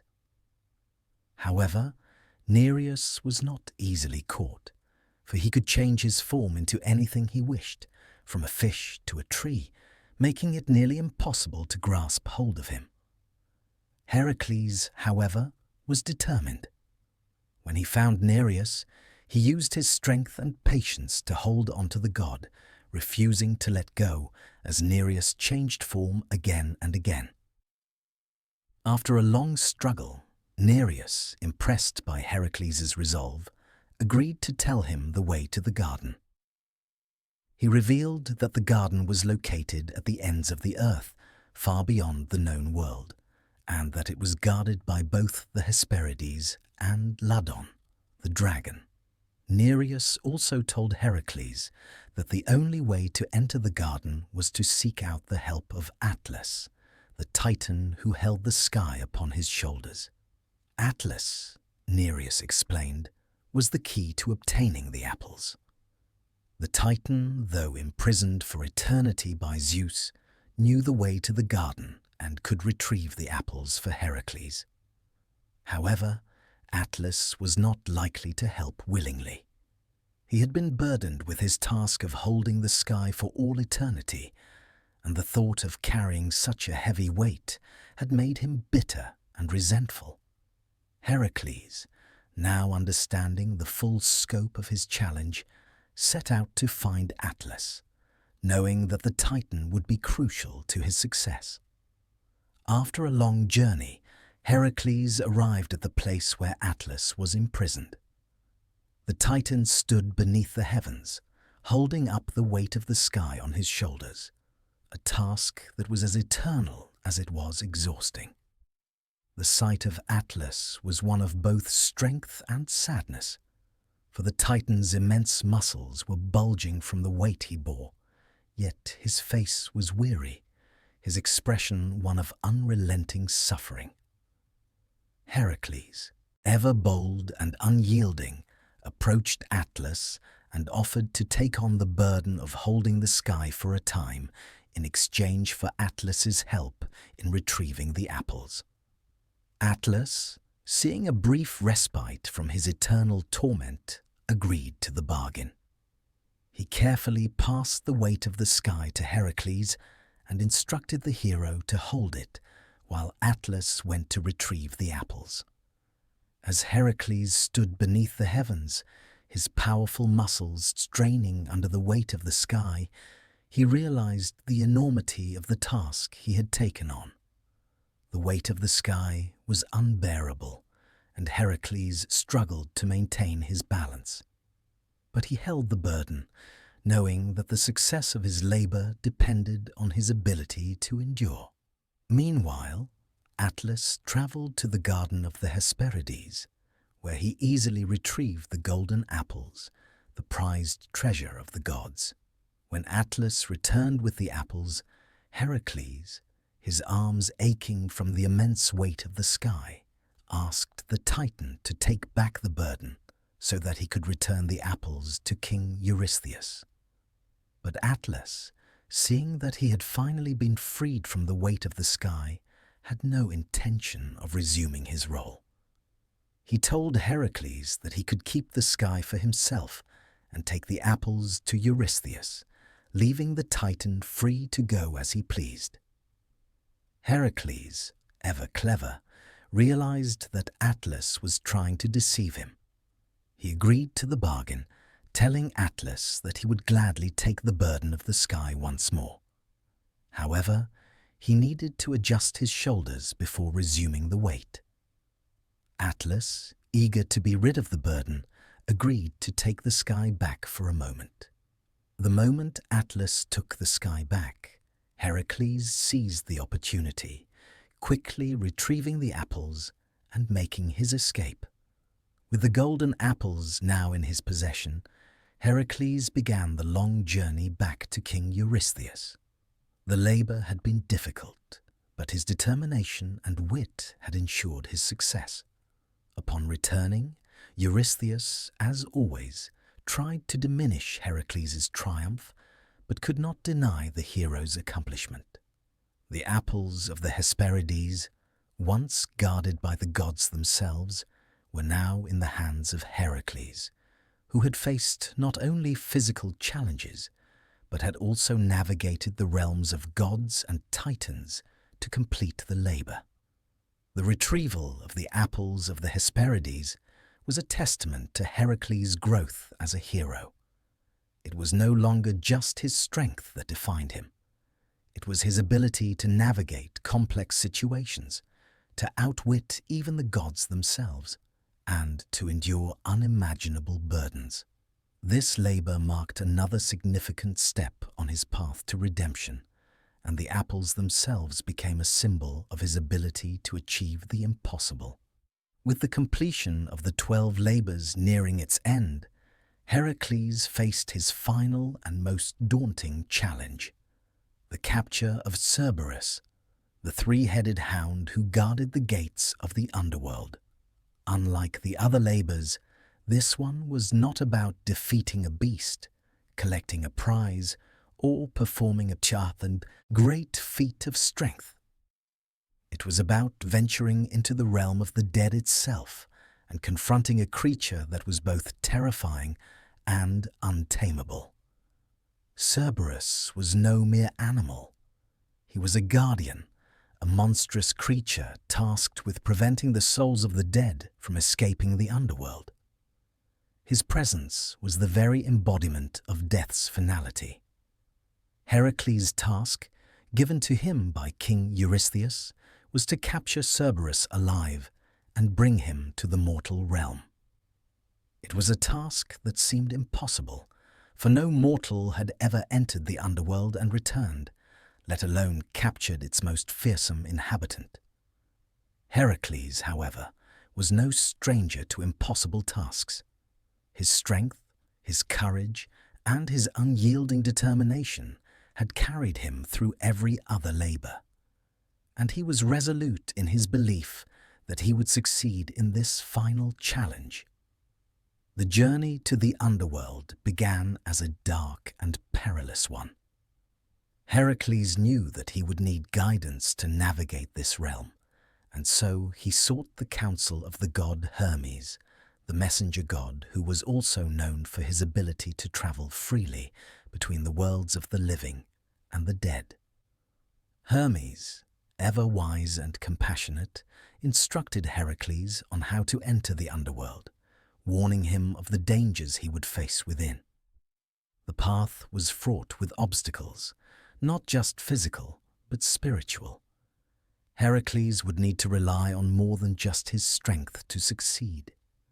He would need wisdom, patience, and a deep understanding of the forces that governed life and death. To enter the underworld, Heracles first made his way to the river Styx, the river that separated the land of the living from the realm of the dead. The ferryman, Charon, who transported souls across the river, refused to take any living person across.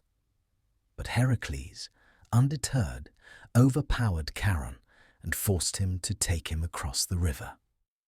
Once on the other side, Heracles was in the realm of the dead, a dark and desolate place where the souls of the departed wandered for eternity. The air was thick with sorrow and despair, and Heracles could feel the weight of the underworld's power pressing down on him. As Heracles ventured deeper into the underworld, he encountered many of the great figures from Greek mythology who had passed on. Among them was the prophet Tiresias, who, though dead, retained the ability to foresee the future. Tiresias, recognizing Heracles' purpose, warned him that the journey would not be easy and that Cerberus was a formidable opponent. But the prophet also offered guidance, advising Heracles that the only way to capture Cerberus would be to face him head-on, using his strength and will to subdue the beast. Tiresias' words were a reminder that success in the underworld was not merely about brute strength, but about overcoming fear and death itself. Heracles pressed on, determined to complete his task. After several days in the underworld, he finally came upon Cerberus, who stood at the gates of the realm, guarding the entrance with his terrifying presence. The creature was a sight to behold. 3 heads, each with a mouth full of razor-sharp teeth, eyes that glowed with a fierce, otherworldly light. Cerberus was a guardian, not just of the underworld, but of the very concept of death. His roar shook the earth, and his growl sent chills through Heracles' bones. The hound was not just a beast. He was a force of nature, a creature that symbolized the finality of life. Heracles knew that this would be the most difficult battle of his life. He could not defeat Cerberus in the traditional sense. This was not a creature to be killed, but to be subdued. And so, Heracles, remembering Tiresias' words, approached the hound with both strength and respect. Cerberus, sensing the presence of the hero, snarled and lunged toward him, his 3 heads snapping at the air. The beast's strength was immeasurable, and Heracles found himself struggling to keep his balance as Cerberus pressed the attack. But Heracles was determined. Using his immense strength, he managed to grab hold of the creature's necks, wrestling with the 3 heads, as Cerberus howled in fury. It was a battle not just of strength, but of endurance. Heracles' muscles burned with exertion as he fought to keep the hound under control. The creature's jaws snapped around him, but Heracles used his quick reflexes to avoid the bites, holding the hound in a vice-like grip. His task was not to kill Cerberus, but to capture him, alive and intact. For hours, Heracles struggled with Cerberus, his strength pitted against the creature's savage ferocity. It was a battle of wills, and Heracles could feel the weight of the underworld pressing down on him, trying to drain him of his strength. But the hero refused to give in. With a final surge of power, Heracles twisted Cerberus's necks into submission, pinning the creature to the ground. With all his might, he forced the hound into submission, his powerful grip ensuring that Cerberus would not escape. At last, the battle was won. Cerberus, though still fierce, had been subdued. Heracles, victorious, led the hound back through the underworld, making his way back to the land of the living. But the journey was not without its challenges. As he made his way out of the underworld, the souls of the dead tried to impede his progress, crying out for mercy or attempting to delay him. But Heracles, undeterred by their pleas, pressed on, his mind focused on the task at hand. When he finally emerged from the underworld, Heracles presented Cerberus to King Eurystheus, who, as always, was displeased with the hero's success. Eurystheus, seeing the monstrous hound before him, was terrified. Cerberus, despite being captured alive, was an embodiment of death itself, and the mere presence of the beast sent the king into a state of fear. Eurystheus, unable to comprehend the magnitude of Heracles' achievement, recoiled in terror and ordered that Cerberus be returned to the underworld. Yet, despite his fear and reluctance to accept Heracles' success, Eurystheus had no choice but to acknowledge the hero's accomplishment. The capture of Cerberus was not just the final labor. It was the culmination of everything that Heracles had learned on his journey. He had faced impossible odds, battled gods and monsters, and even journeyed to the underworld itself. This labor proved that, no matter how insurmountable the task, Heracles would face it with courage, strength, and perseverance. The final labor was not a physical conquest, but a spiritual one, overcoming death itself. With the completion of this labor, Heracles had proven himself not just as a hero, but as a force of nature, capable of facing the darkest realms of existence and emerging victorious.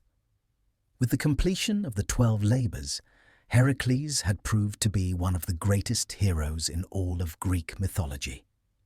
Each task had tested him in unique ways, forcing him to confront not only his own limits, but the very nature of the challenges set before him. However, as with all great journeys, the end of one chapter often leads to another, and Heracles' story did not conclude with the final labor. His legacy continued to evolve, shaped by his victories, his trials, and the lasting impact he had on the world and the gods. The 12 labors had been his penance for a great tragedy. Having been driven mad by the goddess Hera, Heracles had killed his wife and children. But his path of atonement, while grueling, also marked him as a hero of unmatched courage, strength, and wisdom. Heracles did not merely face beasts and impossible challenges. He also confronted inner demons and fought for redemption in the eyes of the gods and mankind. His completion of the labors secured his place as a figure of mythic importance, one whose tale would inspire generations to come. But despite his immense achievements, Heracles' journey was far from over. Even after the labors, his life was filled with trials, battles, and challenges that would further test his resolve. He continued to engage in battles and wars, using his incredible strength and tactical brilliance to aid other heroes and kings. One of his most famous later exploits involved his role in the Argonauts' quest for the Golden Fleece. Heracles' strength and guidance were crucial to the success of Jason and his crew, demonstrating that even after his labors, he still played a vital role in the myths that followed. Yet, the question remained, what truly defined Heracles in the eyes of the world? His physical strength was unmatched, but it was his endurance, resilience, and unyielding will that set him apart from all other heroes. Heracles was not simply a man of power. He was a symbol of human perseverance in the face of adversity.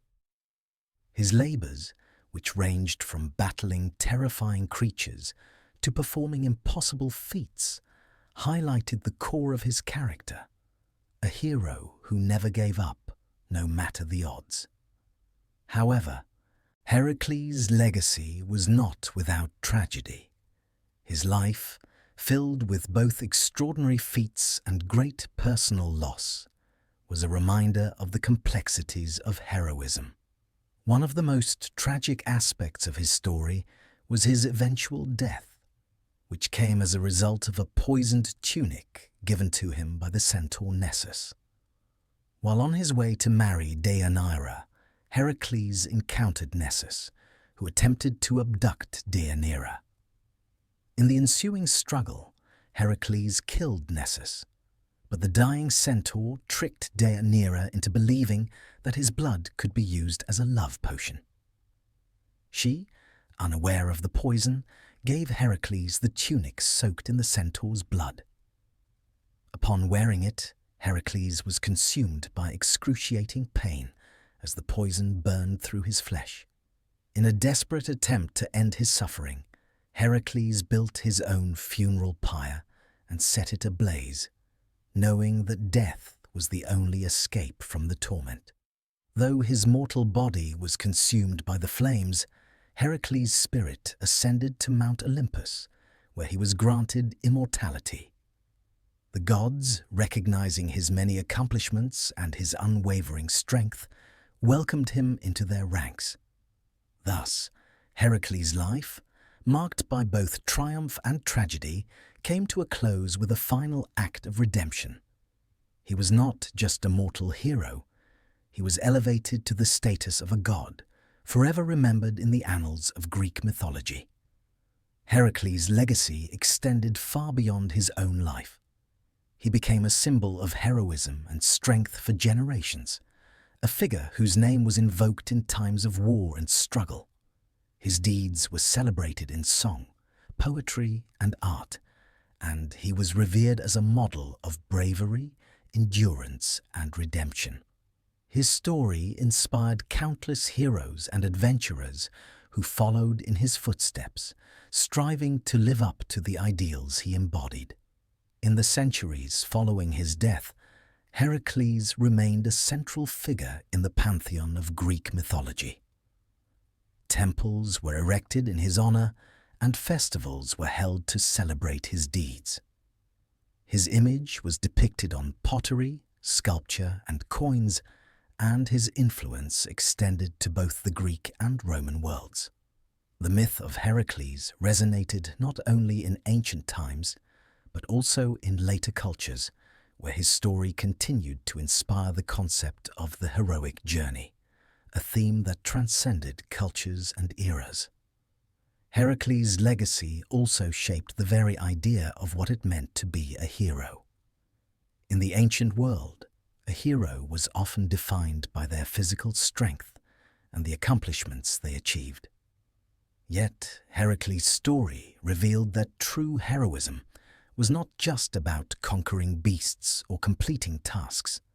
It was about confronting one's own flaws, enduring suffering, and ultimately transcending the limitations of mortality. His journey was one of redemption, of seeking atonement for past wrongs, and of continually rising to face whatever challenges the gods or fate threw his way. In literature, Heracles has been viewed as the quintessential hero, a figure whose strength was matched only by his moral character and his ability to persevere against all odds. His labors, though often depicted as feats of physical might, were also deeply symbolic, representing the trials and tribulations that everyone must face in life. They serve as a reminder that true heroism lies not just in overcoming external obstacles, but in overcoming the internal struggles that define the human condition. Heracles' place in mythology has also led to his portrayal as a cultural hero, one who bridged the gap between gods and mortals. His story reflected the values and ideals of ancient Greek society, but it also offered a more universal message. Heracles' resilience and perseverance spoke to the power of the human spirit, to the capacity to endure and rise above adversity.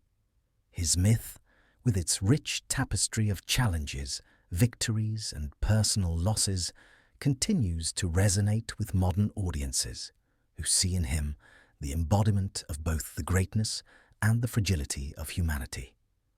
In the end, Heracles' legacy is one that transcends time and place. His name, his deeds, and his spirit live on, not only in the pages of ancient texts, but in the hearts and minds of all who hear his story. The hero who faced impossible odds and triumphed, not just in strength, but in spirit, has become a lasting symbol of what it means to be human, to strive, to struggle, to fall, and to rise again. Heracles will forever stand as a testament to the enduring power of heroism, redemption, and the strength that lies within us all. As the years passed, the great hero Heracles' place in both the mortal world and among the gods became more firmly solidified. His deeds, immortalized in myth, had transformed him from a mortal man into a symbol of strength, bravery, and redemption. Yet, even the greatest of heroes cannot remain untouched by time, and as the centuries moved on, the story of Heracles underwent a transformation. His worship and reverence, once widespread across the ancient world, began to decline, and his legacy took on new forms. This shift, inevitable as it was, marked a significant change in the way Heracles was remembered and honored. The decline of Heracles' worship can be attributed to several factors, both internal and external, that reflect the changing social, religious, and political landscapes of the ancient world. One key reason for the fading of his worship was the rise of new gods and new heroes, particularly within the religious context of the Hellenistic and later Roman eras. As time passed, new mythologies and beliefs began to take precedence, and with them, the figures that once stood at the forefront of popular devotion gradually receded into the background. In ancient Greece, Heracles had been worshipped as a god, granted immortality and divine status by the Olympian gods after his death. His sanctuaries were spread across the Greek world, including at Thebes, his birthplace, where a cult of Heracles flourished. Heracles was venerated not only as a hero of great physical strength, but also as a figure who overcame tremendous personal challenges, thus embodying the virtues of endurance, perseverance, and resilience. He was the quintessential hero, a symbol of hope for those who faced overwhelming odds. However, by the time the Hellenistic period began, the religious focus of Greek society began to shift. The rise of the mystery religions, such as the cults of Isis, Mithras, and Dionysus, began to eclipse the traditional gods and heroes. These mystery religions promised not only personal salvation, but also a deeper, more spiritual connection to the divine. Heracles, while still respected as a great hero, found his worship competing with these new forms of spirituality that offered more intimate and personal relationships with the divine. Another factor that contributed to the decline of Heracles' worship was the changing political landscape. Following the conquests of Alexander the Great, the spread of Greek culture and philosophy throughout the Mediterranean brought with it new religious and philosophical ideas. The rise of Stoicism, Epicureanism, and later Christianity, which rejected the polytheistic beliefs of ancient Greece, shifted the focus of many Greeks and Romans away from the traditional gods and heroes. Christianity, in particular, posed a significant challenge to the ancient pantheon of gods and the heroic cults associated with them. Heracles, a figure deeply rooted in the myths of Greek polytheism, found himself overshadowed by the rise of a single, omnipotent god and the Christian ideals of salvation and grace. The Roman Empire, too, played a role in diminishing the worship of Heracles. While the Romans admired the Greek hero, adopting him as their own version of the hero god Hercules, their focus was largely on his martial qualities, rather than his struggles with personal flaws. Over time, Hercules became more of a symbolic figure, representing strength and victory in warfare, rather than the multifaceted hero that he had been in Greek tradition. Roman art and literature focused more on his feats of strength in battle and less on the complex and often tragic aspects of his character. This simplification of his myth further distanced him from the deeper, more spiritual aspects of his original worship in Greece. Heracles' story, however, did not vanish entirely. He remained a popular figure in Roman culture, and his name lived on in the arts, literature, and even in the etymology of words like Herculean, denoting something of great strength or difficulty. Yet, his worship, as it had been practiced in Greece, faded. The once bustling sanctuaries dedicated to him fell into disrepair, and the temples that had once honored his divinity became relics of a bygone age. Heracles, the divine hero, was no longer actively worshipped. His stories became mythological entertainment rather than a central part of religious practice. In the late antiquity and into the medieval period, as paganism was gradually replaced by Christianity throughout Europe, the heroic myths of Heracles were relegated to the status of folklore. While he remained an important figure in classical literature and myth, his religious significance diminished. The Christianization of Europe led to the rise of saints and martyrs as the new figures of veneration, figures who embodied virtues of sacrifice, humility, and devotion to God, rather than physical strength or the triumph over adversity through brute force. Heracles, with his violent actions and his complicated relationship with the gods, seemed less in tune with Christian values.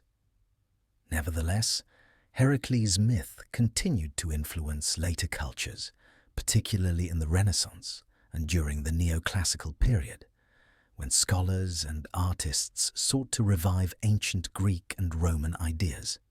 During this time, Heracles was viewed as an idealized figure, a symbol of human strength and virtue, and his image was resurrected in paintings, sculptures, and plays. He was no longer worshipped as a god, but he became an important symbol in European art and culture, representing the enduring power of the human spirit and the struggle for redemption. In the modern era, Heracles remains a popular figure in literature, film, and television.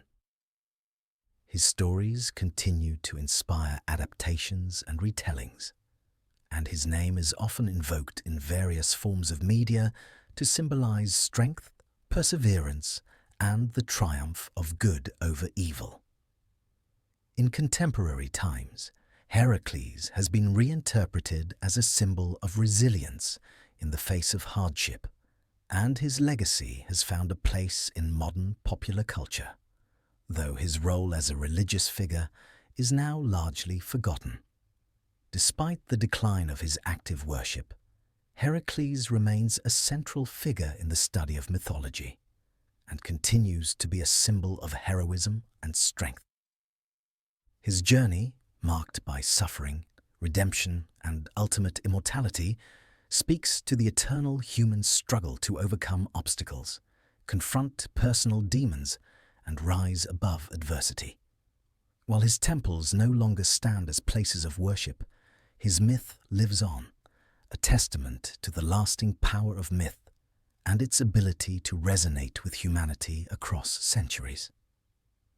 The journey of Heracles, filled with monumental triumphs and personal sacrifices, ultimately led to his transformation from a mortal hero to a god. His path had been one of impossible feats, from slaying monstrous beasts to completing the 12 labors set by King Eurystheus, and overcoming challenges that tested not only his strength, but his very spirit. Yet, no matter the obstacles he faced, no matter the pain he endured, Heracles never faltered in his pursuit of redemption. His story was one of unyielding perseverance, and it culminated in his final, most extraordinary transformation, his ascension to immortality. Heracles' final trial, the one that would lead to his ultimate redemption, began with a cruel twist of fate. After completing the 12 labors, he still faced a world full of challenges. His life, though marked by countless victories, was also defined by suffering both from the consequences of Hera's jealousy and from the poisonous tunic of Nessus, which would be the cause of his eventual demise.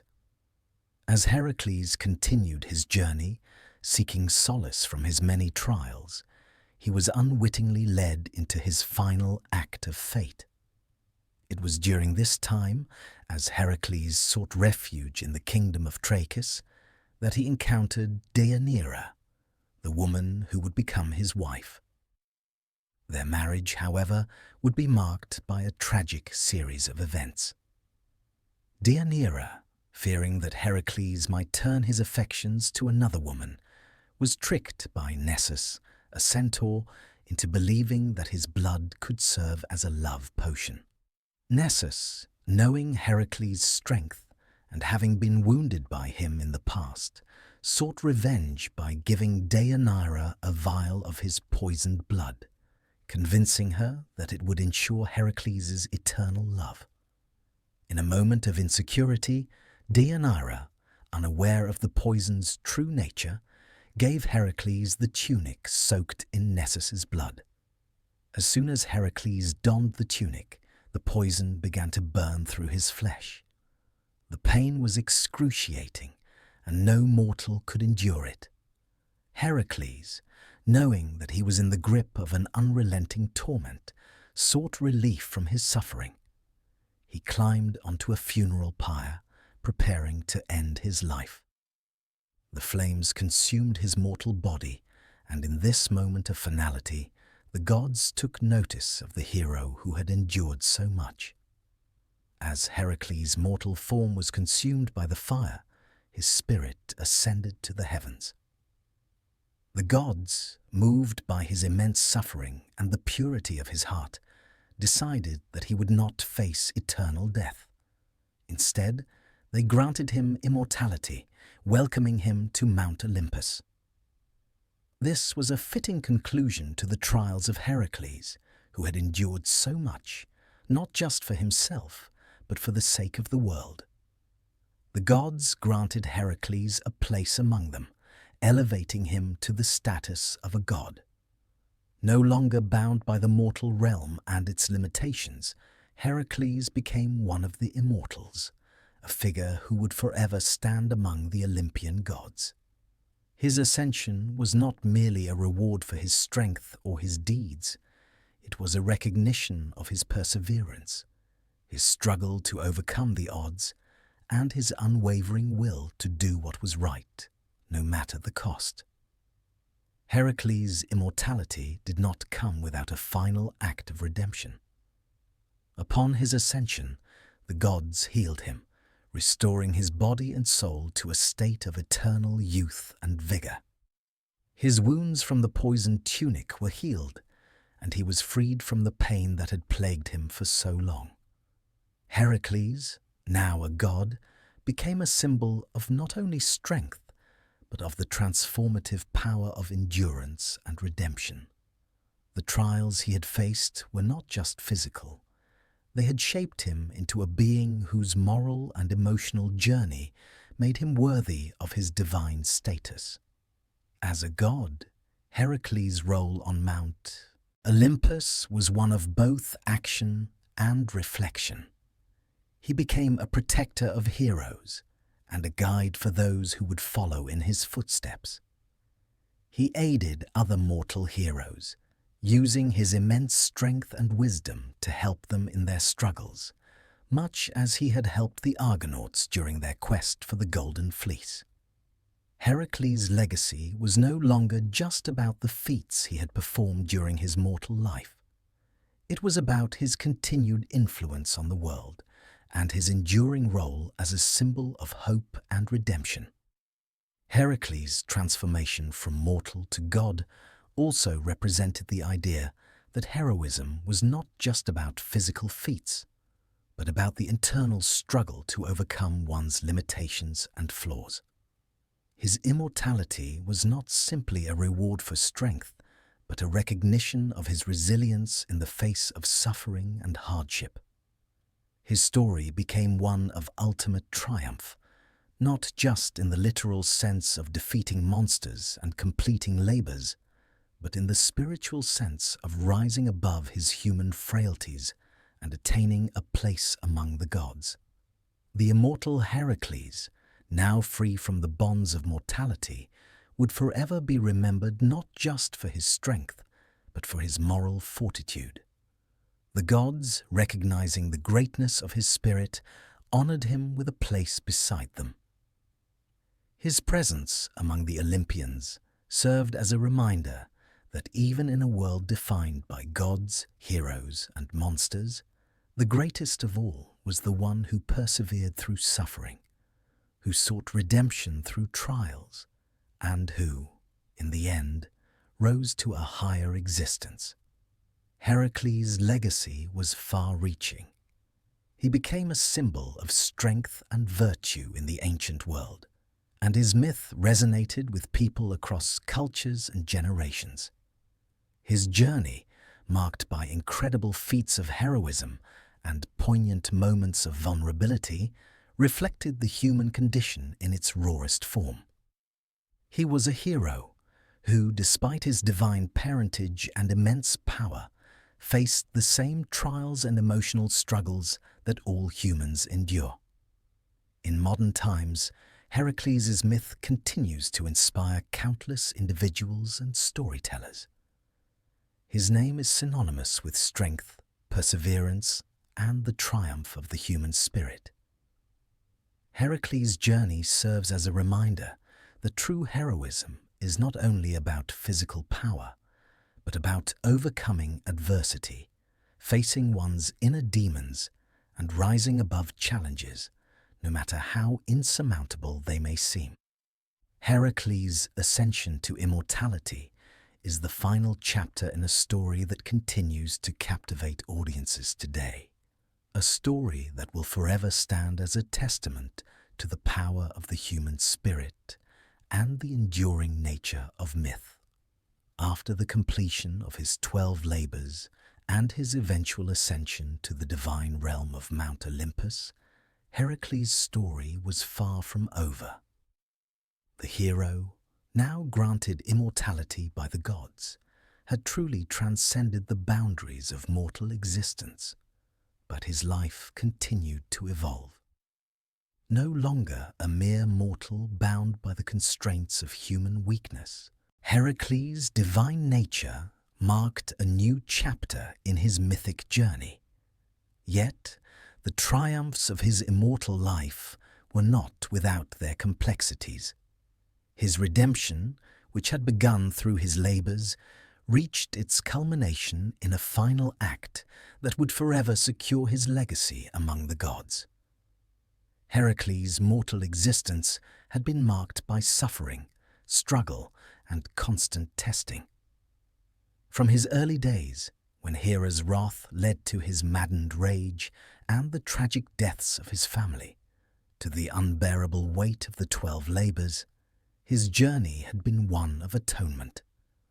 The divine punishment, which had been decreed by the gods to purify him, became the very thing that defined his heroic identity. His triumphs over monstrous creatures, his defiance of impossible odds, and his incredible endurance throughout the trials had proven his worthiness of redemption. By completing the labors, Heracles had shown that he could rise above his own faults and the jealousy of the gods. When Heracles completed the final labor, capturing Cerberus from the underworld, his journey toward divine status was sealed. But the full scope of his redemption came after his death. His mortal demise, brought about by the poison from the tunic of Nessus, could have marked the tragic end of a hero whose life had already been fraught with enough suffering.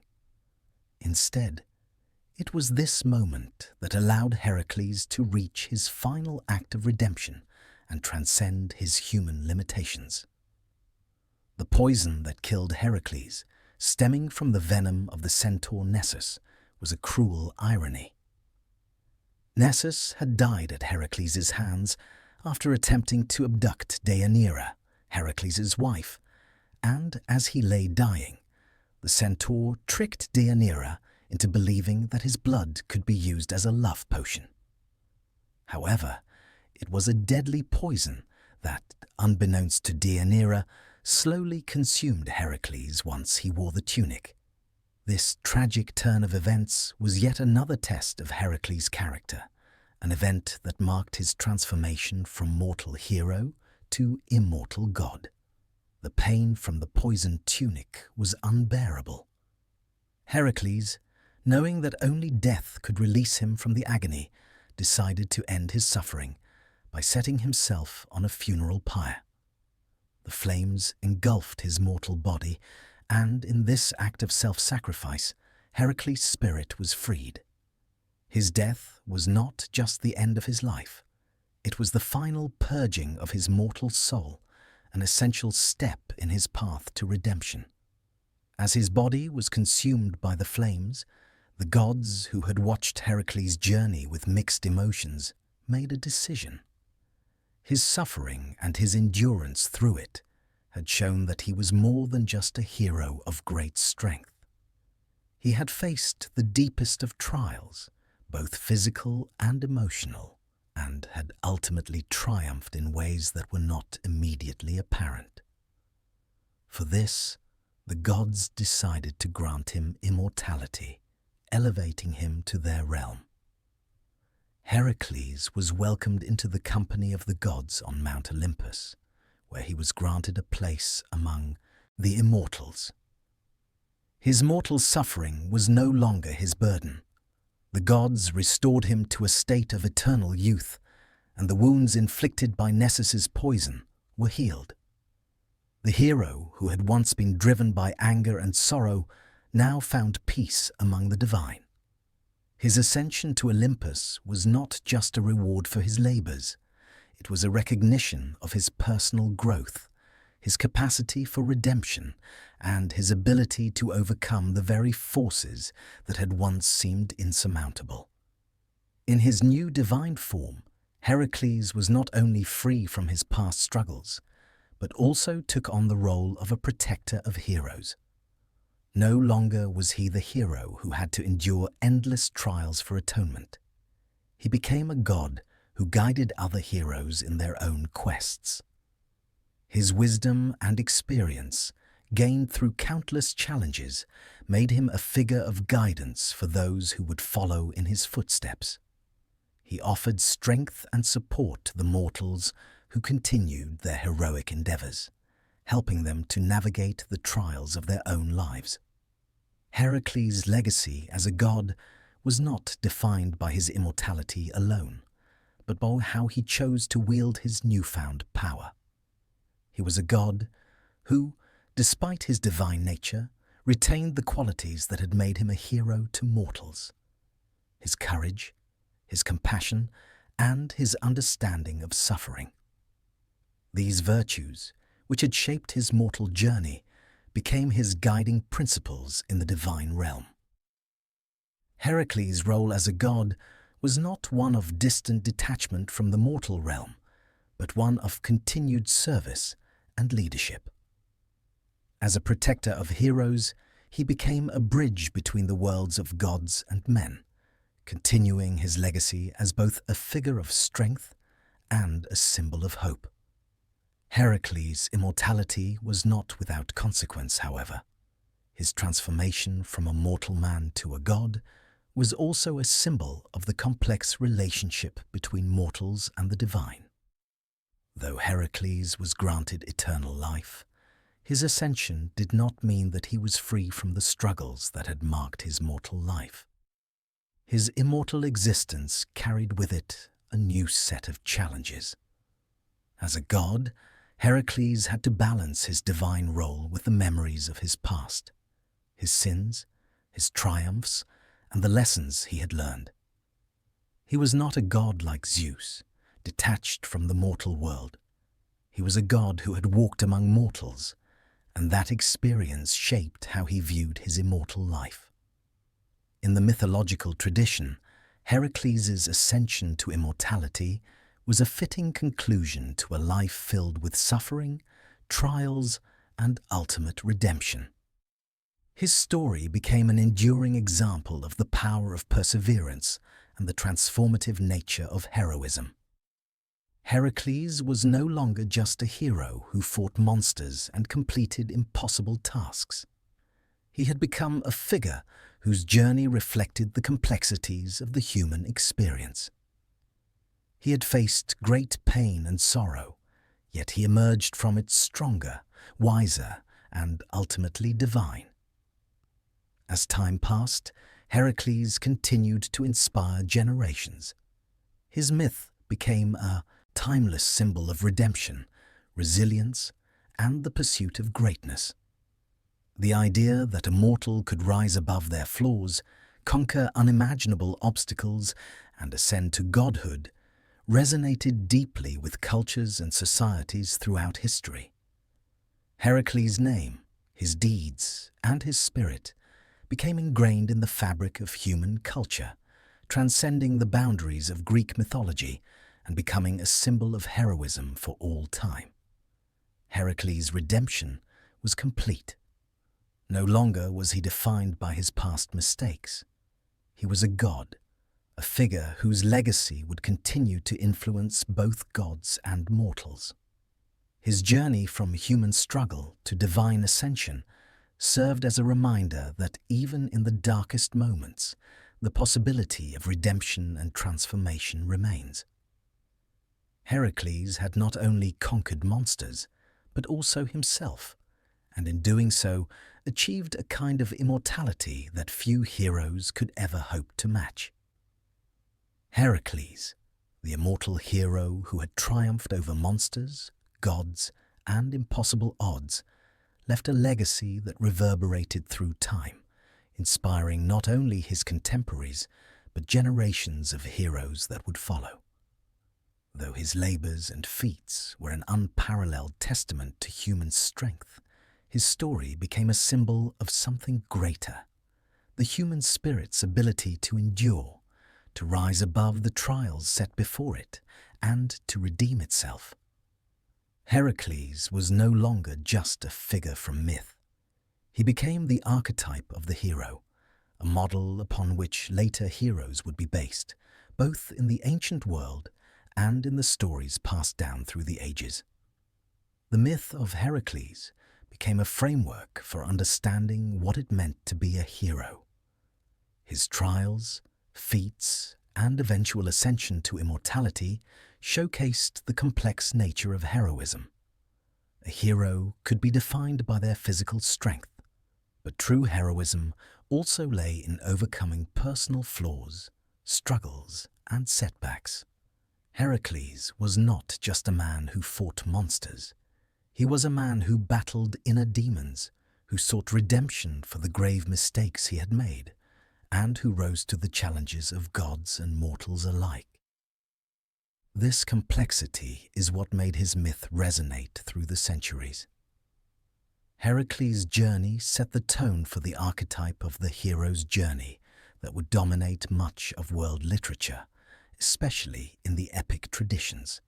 This template, which follows a hero who is called to action, undergoes trials, faces temptation or failure, and ultimately returns transformed, was evident in Heracles' own life. His call to action, as it were, was the task of atoning for the terrible mistake of killing his family under the influence of Hera's madness. His 12 labors, each one a seemingly impossible task, tested not just his physical strength, but his moral and psychological endurance. The trials and tribulations that Heracles faced, slaying the Nemean lion, capturing the Ceryneian hind, and wrestling with Cerberus, were not only tests of physical might, but challenges of wisdom, patience, and humility. In the centuries that followed, Heracles' archetype would be mirrored by countless other heroes, from the tales of Gilgamesh to later figures in Western literature like King Arthur and Odysseus. These heroes would also face trials that defined their character, and their strength would be tested not just by physical battles, but by moral and spiritual struggles. The blueprint of Heracles' journey, one that includes suffering, redemption, victory, and eventual transcendence, became the foundational structure for the epic heroes of many cultures. While Heracles is often remembered for his immense victories, his story is also deeply intertwined with the theme of failure. And it is this duality that makes him a particularly compelling hero. From the very beginning, Heracles' story was defined by his failures as much as his triumphs. His tragic killing of his wife and children, caused by Hera's jealousy, set him on the path of redemption through the 12 labors. But these failures, the very flaws and mistakes that marked him as a mortal, were ultimately what defined him as a hero. He did not shy away from his mistakes or the consequences they wrought. Instead, he faced them head-on, choosing to endure rather than escape, to strive for redemption rather than be consumed by guilt. This duality of success and failure has had a profound influence on later conceptions of heroism. The idea that a hero can rise from their failures, that they can overcome personal flaws and sins to achieve greatness, has been a constant theme in Western literature and mythology. In the figure of Heracles, one sees the perfect blending of strength, imperfection, and the striving for something greater. It is this synthesis of heroism and vulnerability that has made Heracles a model not only for other mythical heroes, but for real-world figures who must deal with personal shortcomings and the consequences of their actions. When the Romans adopted Heracles into their own pantheon as Hercules, they drew upon his qualities to serve as an idealized symbol of Roman virtues. In the Roman world, Hercules was associated with physical power and martial prowess, but he was also regarded as a symbol of endurance, discipline, and the Roman ideal of self-reliance. Roman emperors, military leaders, and generals often invoked Hercules as a symbol of their strength and their ability to conquer adversity. This usage of Heracles as a symbol of Roman imperial power highlighted how the hero's story had evolved beyond the Greek conception of him as a figure of personal redemption. In art and literature, Hercules came to represent more than just a mythological figure. He became a cultural symbol of Roman values, particularly the values of duty, conquest, and resilience. The story of Hercules, with its focus on the completion of difficult tasks and the triumph over overwhelming odds, was used to inspire both soldiers and citizens. His depiction as a muscular and powerful figure also reinforced the image of the ideal Roman citizen, strong, disciplined, and capable of overcoming any challenge. Even as the classical world faded, Heracles' influence continued to grow in the medieval and Renaissance periods. In the Middle Ages, the concept of the heroic journey was absorbed into Christian teachings, with Christ often portrayed as a figure whose strength lay in overcoming spiritual obstacles. While Christian heroism focused more on virtue and divine favor, the essence of overcoming great trials and seeking redemption still found its way into the medieval literature. Heracles, as a symbol of human strength and the capacity for spiritual and moral growth, continued to be an important figure. During the Renaissance, there was a resurgence of interest in classical myths, and Heracles was once again elevated as a symbol of human potential and idealized strength. Artists, writers, and thinkers revisited the ancient myths and reinterpreted them, and Heracles was often portrayed as a model of the perfect man, a figure who embodied both physical excellence and moral fortitude. The Renaissance saw a revival of Heracles in various works of art, with his labors and heroic feats inspiring some of the most famous depictions in painting and sculpture. Heracles' influence was also felt in literature, as writers and poets began to explore the themes of heroism, redemption, and the human struggle. His story of redemption, of rising above past mistakes, was a theme that resonated deeply with the Renaissance focus on individual potential and personal growth. In these works, Heracles was no longer just a figure of Greek mythology. He had become a symbol of the human condition, capable of transcending failure and achieving greatness. In the modern world, Heracles has continued to inspire countless adaptations, from novels and films to comic books and video games. His name is synonymous with strength, endurance, and heroic effort, and his myth remains a touchstone for writers, filmmakers, and artists who seek to explore themes of human resilience and transformation.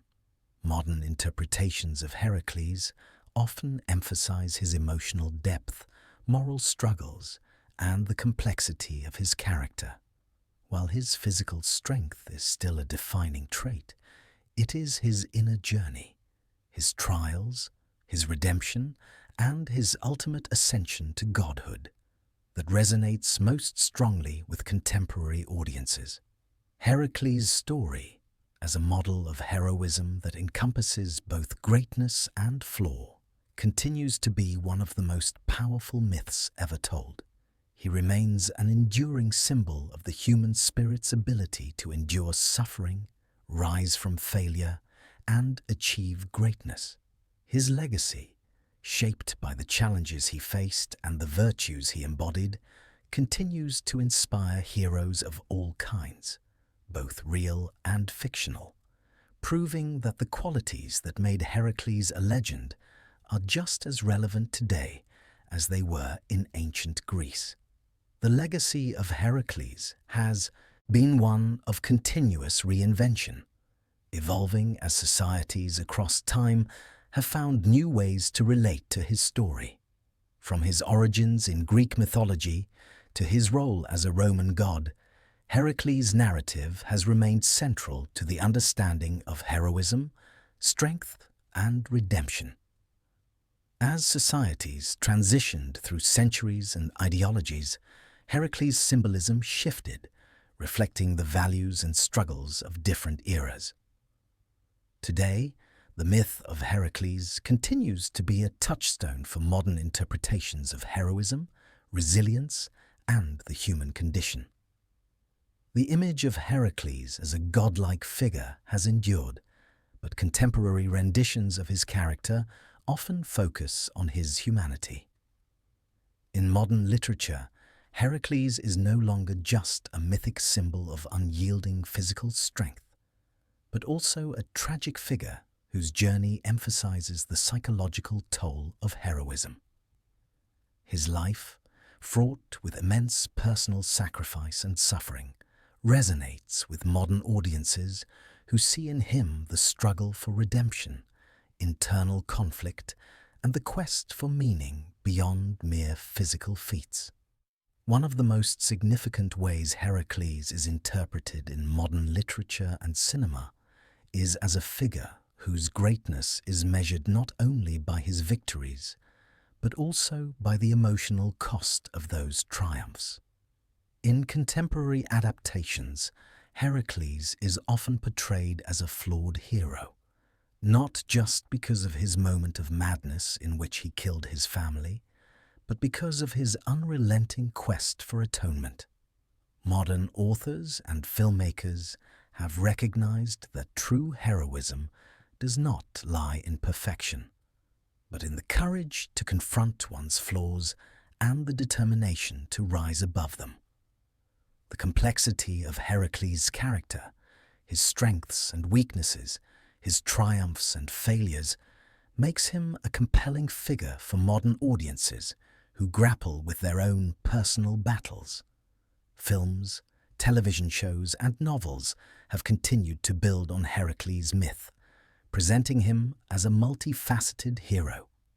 In recent adaptations, Heracles has been reimagined not only as a demigod capable of extraordinary feats, but also as a man wrestling with moral dilemmas, emotional scars, and the desire for redemption. Directors and writers have explored his inner world, his struggle with anger, guilt, and the haunting memories of his past. And these themes have resonated with viewers and readers. These interpretations are more than just retellings of the myth. They are modern examinations of what it means to be a hero in a world where physical strength alone is insufficient to overcome the trials of the human heart.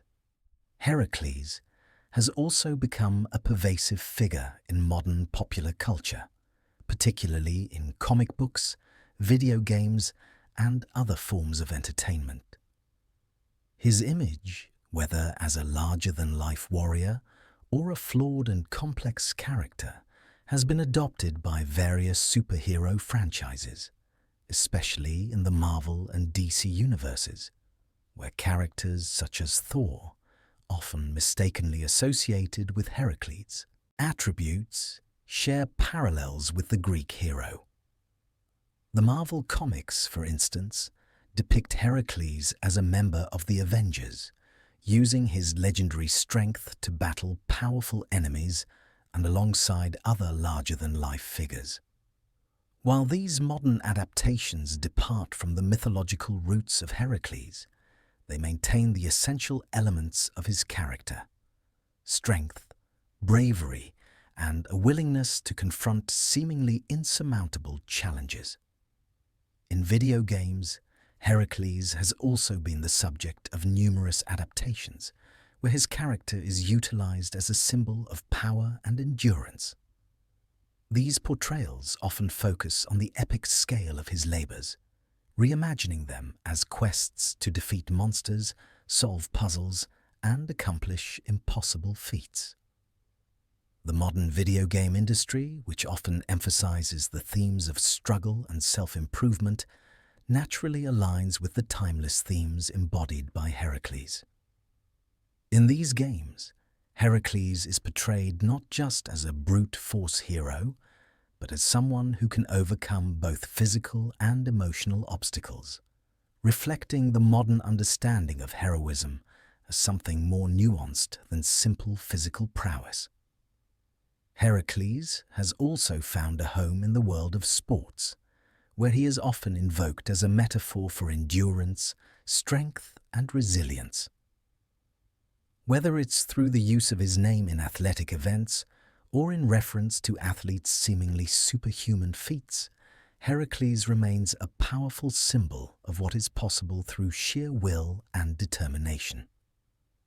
In this context, he is viewed as the epitome of athleticism, representing the ability to overcome physical and mental barriers.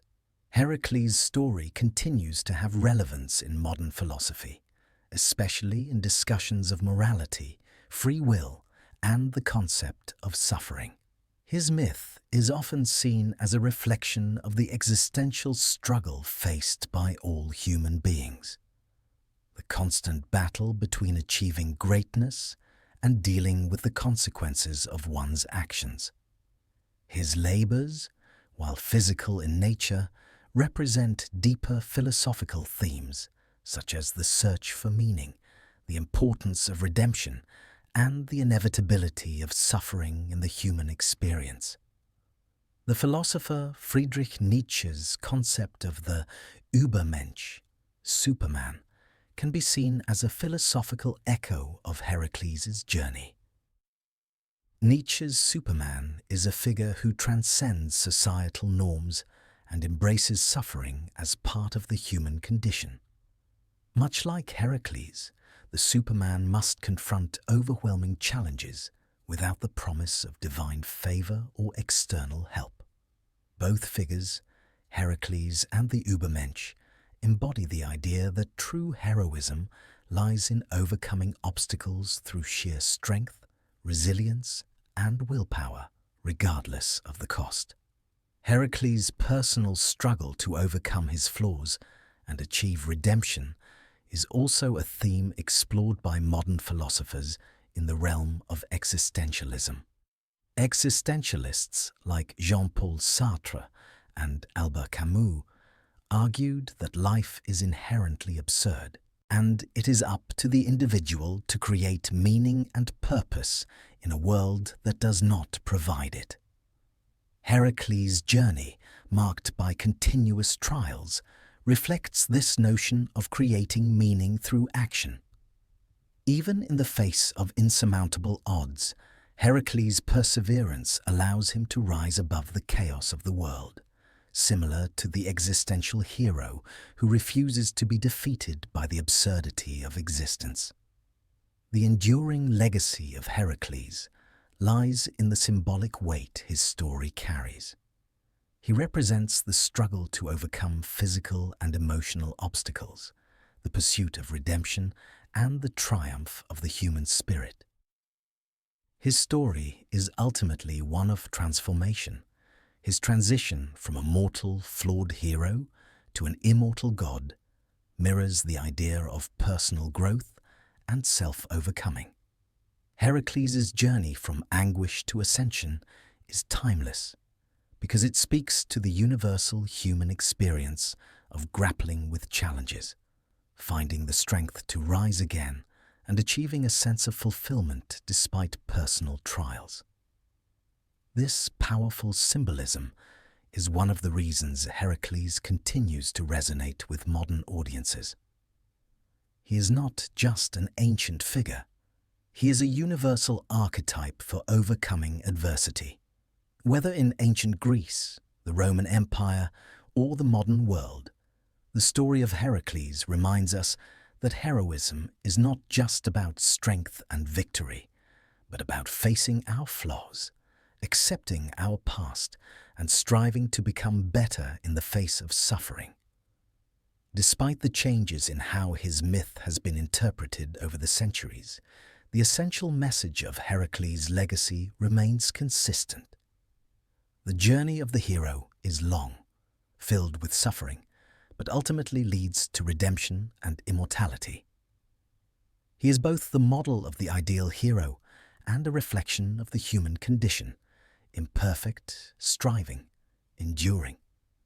The essence of his story will continue to echo through the ages, inspiring future generations to embody the virtues of strength, courage, and the willingness to confront the trials of life, no matter how insurmountable they may seem. Heracles' journey from his early trials to his ultimate apotheosis places him at the heart of Greek mythology. His story is deeply intertwined with the gods, and his influence can be seen in the way later myths and stories were shaped by his legacy. As a hero who transcended his mortal origins to join the gods on Mount Olympus, Heracles became not just a mythic figure of strength, but an integral part of the divine order, symbolizing the complexities of heroism, human struggle, and the transformative power of redemption. While Heracles is most commonly remembered for his 12 labors, his role in Greek mythology extends far beyond the confines of these tasks.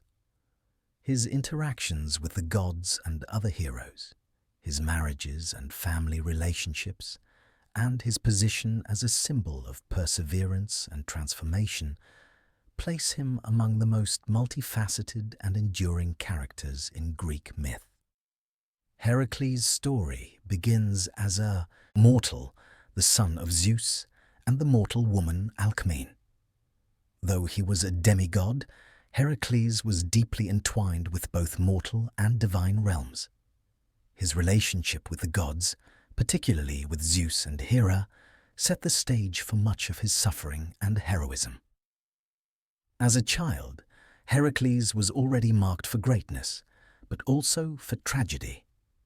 Hera, Zeus's wife, had a deep animosity toward Heracles, stemming from her jealousy over Zeus's many affairs and illegitimate children. Heracles was one of the victims of Hera's wrath, as she sent serpents to kill him when he was just an infant.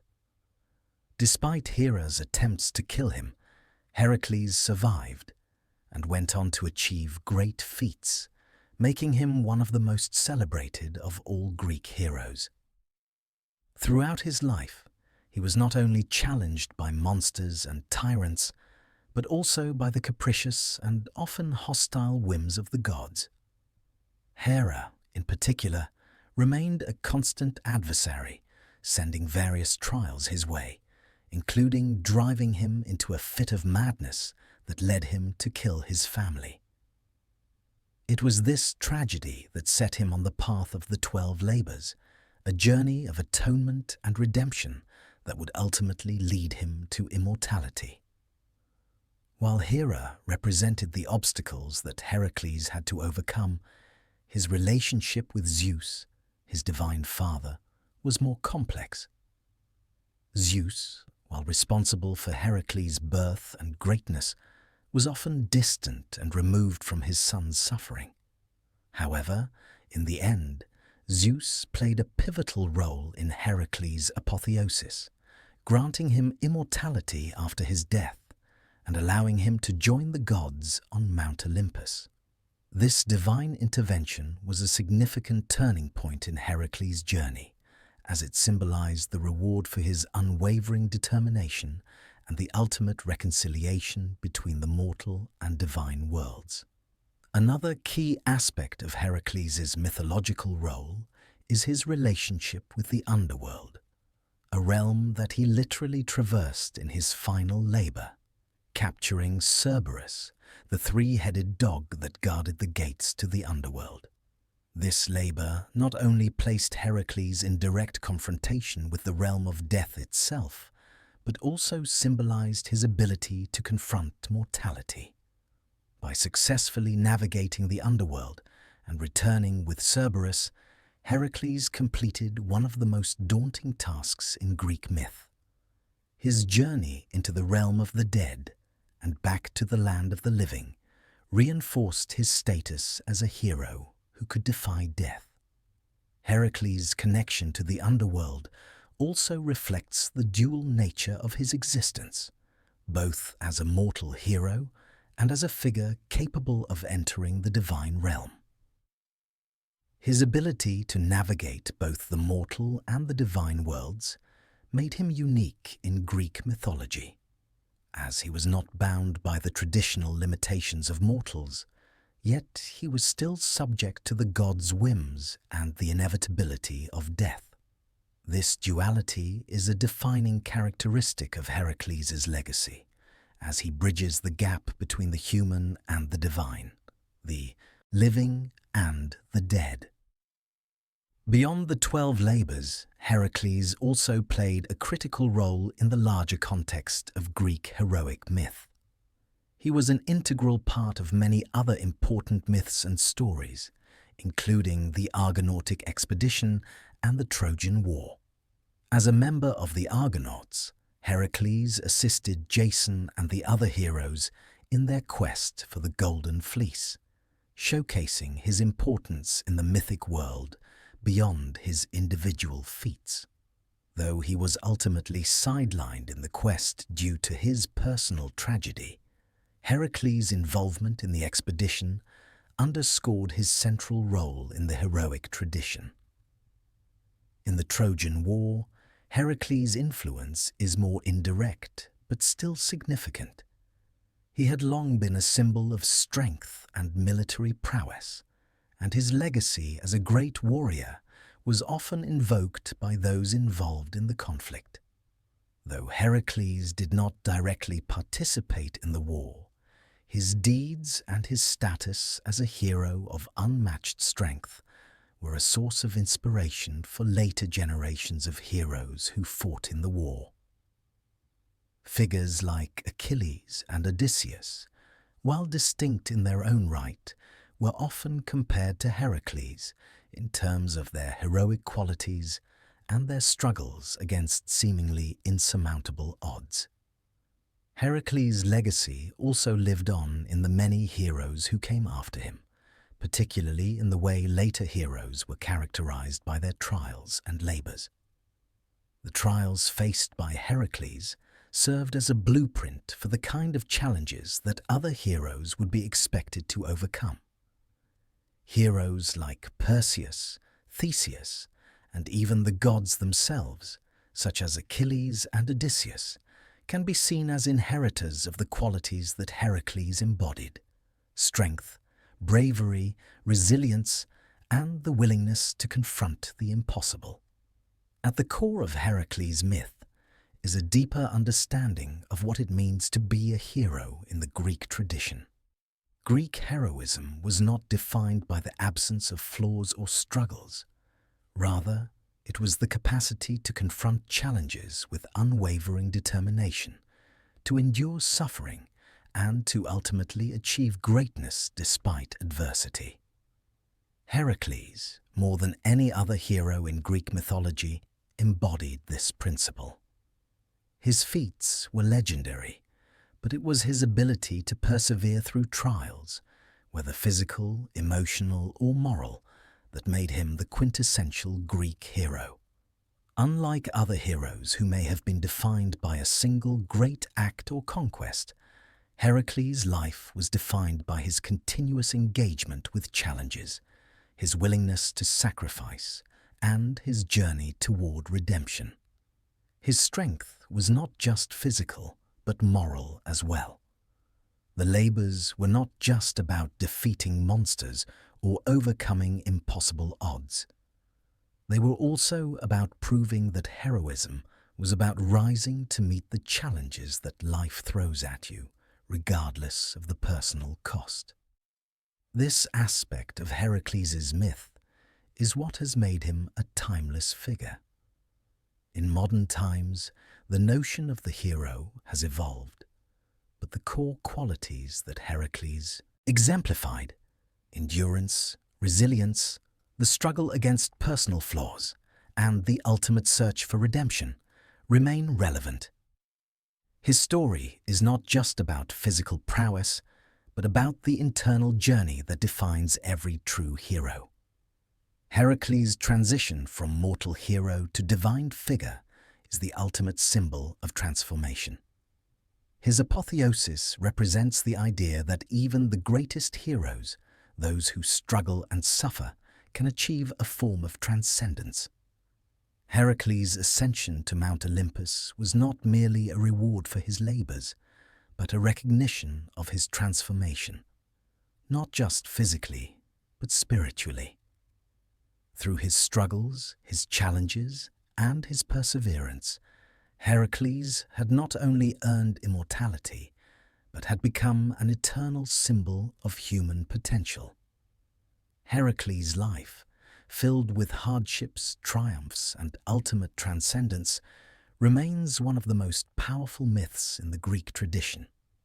His legacy continues to resonate through the ages, influencing stories of heroism, redemption, and transformation in literature, art, and popular culture. From the ancient world to the modern era, Heracles stands as a timeless figure, a reminder of the capacity within us all to rise above our flaws and to confront the impossible. The myth of Heracles has had a profound and lasting influence on the world, particularly in the fields of art, symbolism, and culture. His image as a powerful and virtuous hero has been depicted in countless forms over the centuries, evolving with the times but always retaining the core aspects of his character: strength, endurance, and the capacity for redemption. From ancient Greek pottery to Renaissance masterpieces, Heracles has been a central figure in the visual and symbolic arts, embodying the ideals of heroism, sacrifice, and transformation. In the ancient world, Heracles was a frequent subject in Greek art, particularly on vases and pottery. Artists of the archaic and classical periods used Heracles as a symbol of strength and courage, often portraying him engaged in his famous labors. These depictions were not just artistic representations, but also served to emphasize the moral and heroic values that Heracles embodied. One of the most common motifs in ancient Greek art is Heracles in the midst of his 12 labors, often depicted in scenes where he is facing off against monstrous creatures or performing impossible tasks. The imagery of Heracles slaying the Nemean lion, capturing the Ceryneian hind, or wrestling the multi-headed Hydra became iconic, representing the idea of the hero triumphing over chaos and disorder. His heroic feats were seen as a reflection of the ideals of Greek society: strength, courage, and the ability to overcome adversity. Artists also portrayed Heracles as a symbol of virtue and moral fortitude. While his immense strength was certainly a defining feature, his story was often used to convey deeper moral lessons about redemption and self-discipline. The labors themselves, while physically demanding, were not just about defeating monsters. They were tests of character, of a hero's ability to endure suffering and sacrifice in order to achieve greatness. These themes were reflected in the art, where Heracles was often shown as a figure of idealized strength and moral righteousness, engaged in tasks that demanded both physical and mental fortitude. The Roman world adopted Heracles as their own figure, albeit with some differences in how he was portrayed and understood. Known as Hercules in Roman mythology, his character became a symbol of Roman virtue, particularly in relation to warfare, labor, and perseverance. The Romans admired Heracles not just for his feats of strength, but for his role as a protector of Rome and a symbol of military power. In Roman art, Heracles was often depicted as a muscular, heroic figure, but his imagery was often less focused on the moral lessons of his labors and more on his martial qualities. He was seen as a symbol of the Roman ideal of virtus, strength, courage, and the capacity to overcome obstacles. His labors, especially his involvement in the Argonautic expedition and his many battles with monstrous creatures, were used to emphasize the Roman values of discipline, honor, and endurance. Hercules was often portrayed in scenes of conquest, emphasizing his role as a warrior and a protector of Rome. The Romans also saw Hercules as a patron of soldiers and athletes, and his image was frequently used on coins, monuments, and public art to inspire civic pride and remind people of the strength and resilience required to serve the empire. Hercules' labors, particularly those that involved conquering beasts and mythical creatures, were symbolic of the Roman mission to bring order and civilization to the known world. His image was a reminder that greatness could be achieved through discipline, hard work, and strength of will. During the Renaissance, there was a resurgence of interest in classical mythology, and Heracles became a central figure in the visual arts once again. Renaissance artists, inspired by the rediscovery of ancient Greek and Roman culture, turned to the myths of Heracles to explore themes of strength, virtue, and human potential. His image as a classical hero was used to convey the Renaissance ideals of humanism, which emphasized the potential for greatness within the human spirit. In works by artists like Michelangelo, Raphael, and Botticelli, Heracles was often depicted as a heroic figure engaged in dramatic, action-filled scenes. Michelangelo's famous sculptures, such as the Heracles and the Nemean lion statue, portrayed the hero as a figure of immense power and grace, combining physical strength with a sense of intellectual and spiritual superiority. Heracles' image was not just about physical power. It was also about the human capacity for greatness, sacrifice, and personal transformation. The Renaissance saw Heracles as a model of virtue, a hero whose labors were seen as emblematic of the human struggle for perfection. His feats were not just physical accomplishments, but spiritual ones as well, and Renaissance artists often used his myth to explore themes of human suffering, moral growth, and redemption. The Renaissance interpretation of Heracles thus tied his physical prowess to intellectual and philosophical ideals, making him a symbol of the human quest for knowledge and enlightenment. In modern art and culture, Heracles continues to be a powerful symbol of human potential. His image has been adapted and reinterpreted in countless ways, from comic books to movies, and from advertisements to sports logos.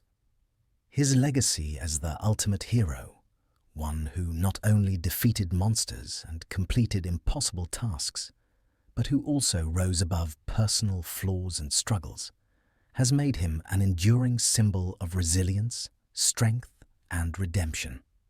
In the 20th and 21st centuries, Heracles was frequently reimagined in popular culture.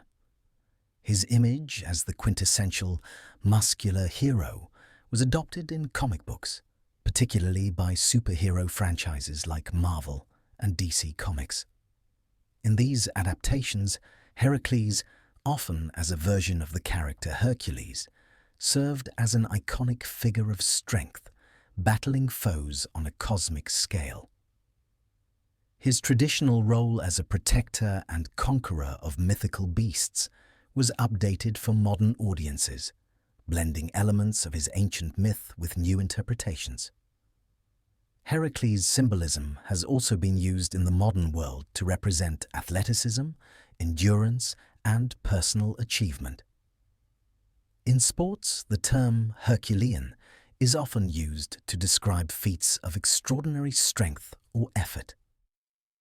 His image is frequently used in logos, advertisements, and promotional materials to evoke power, perseverance, and victory.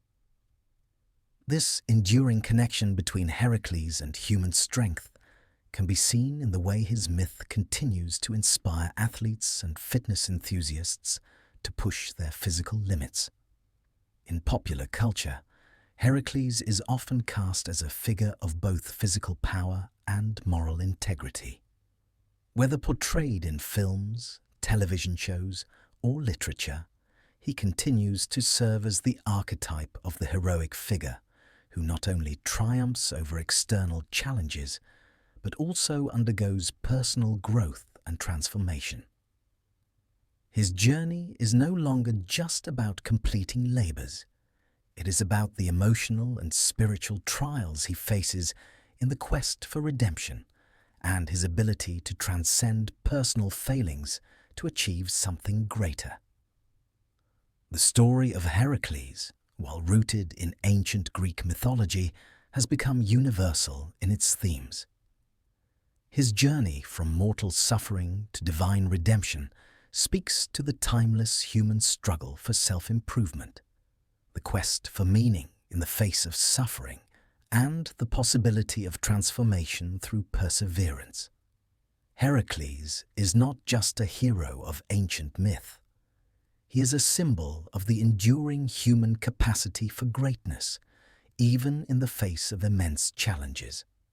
In literature, film, and modern culture, Heracles is reimagined in ways that continue to explore themes of strength, vulnerability, redemption, and the pursuit of greatness. Whether through the lens of the classical hero or as a more modern, complex figure, Heracles remains a symbol of the potential for change, growth, and overcoming adversity. His myth continues to resonate because it reflects the very nature of human existence, the drive to rise above limitations, to find redemption in the face of failure, and to achieve greatness through unyielding perseverance.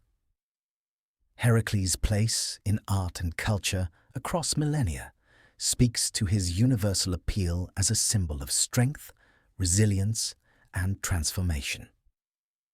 His story is not confined to ancient Greece.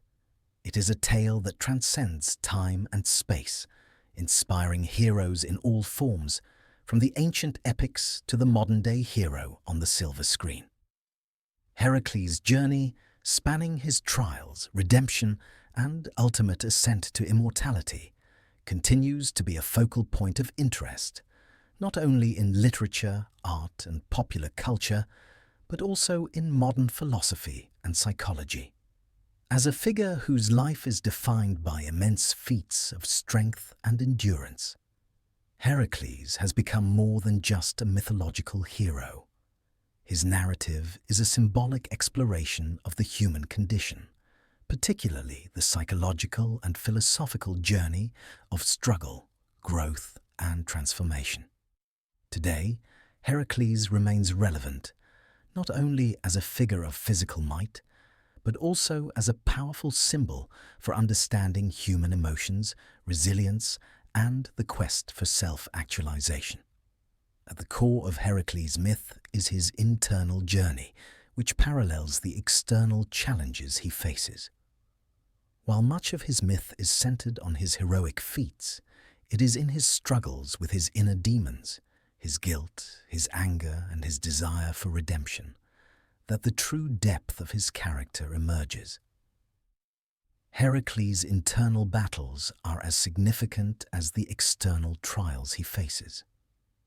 His task of atoning for the sins committed under the influence of Hera's madness serves as a reminder that heroism is not just about physical strength or external victories. It is about personal growth, healing, and confronting one's own flaws. In modern psychological terms, Heracles' journey can be seen as an exploration of self-actualization, a concept central to humanistic psychology, particularly as articulated by psychologists such as Carl Rogers and Abraham Maslow.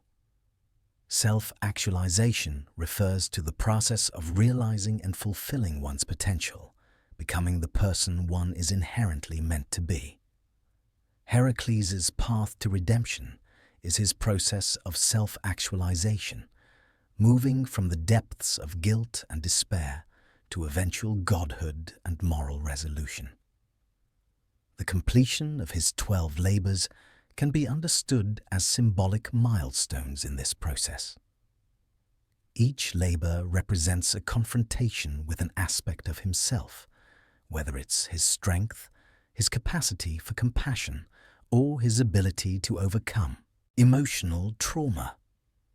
In psychological terms, Heracles' quest mirrors the stages of personal growth and healing, confronting repressed emotions, facing guilt, transcending personal limitations, and ultimately achieving a sense of wholeness. His ability to face his inner demons, Just as he faces the literal monsters and challenges of the physical world, speaks to the psychological necessity of confronting one's own darkness in order to achieve enlightenment and transformation. One of the key psychological themes embedded in Heracles' story is perseverance in the face of suffering, a concept that resonates deeply in modern psychological discourse, particularly in relation to resilience. Resilience refers to the capacity to cope with adversity, recover from setbacks, and maintain psychological equilibrium despite life's difficulties. Heracles' life story, from his early childhood traumas to his final acts of self-sacrifice, is a testament to resilience. Despite the overwhelming odds stacked against him, he presses on, never yielding to despair or hopelessness. This trait is vital to understanding Heracles as a symbol for overcoming adversity. Whether he is battling physical creatures, such as the Hydra or the Nemean lion, or grappling with the emotional and psychological weight of his past actions, Heracles never gives up. His perseverance is a reminder that even the greatest of heroes are not exempt from suffering. But it is through suffering that true growth and strength are often forged. Modern psychological models emphasize the importance of resilience and coping strategies in the face of life's inevitable hardships. And Heracles embodies these principles through his relentless drive to complete the labors, despite the immense personal cost. Heracles' myth is also deeply relevant to the field of Jungian psychology, particularly in the context of Carl Jung's concept of the shadow. In Jungian terms, the shadow represents the unconscious, repressed aspects of the self, often associated with undesirable traits, emotions, or experiences. Heracles' journey can be viewed as an exploration of his shadow, his struggles with his anger, guilt, and the consequences of his past actions. The task of facing and integrating the shadow is central to Jungian analysis, and Heracles' 12 labors symbolize the confrontation with the darker aspects of his psyche. Heracles' experience of madness, during which he killed his wife and children, is perhaps the most obvious manifestation of his shadow. This moment of violent outburst, driven by Hera's influence, represents the part of Heracles that he most wants to repress, the anger and violence that exist within him. However, rather than succumbing to this destructive side of himself, Heracles embarks on a path of redemption, working through his guilt and striving to prove his worth through the completion of the 12 labors. In Jungian terms, Heracles' journey is a process of individuation, the psychological process of integrating the conscious and unconscious aspects of the self and achieving a harmonious balance between them.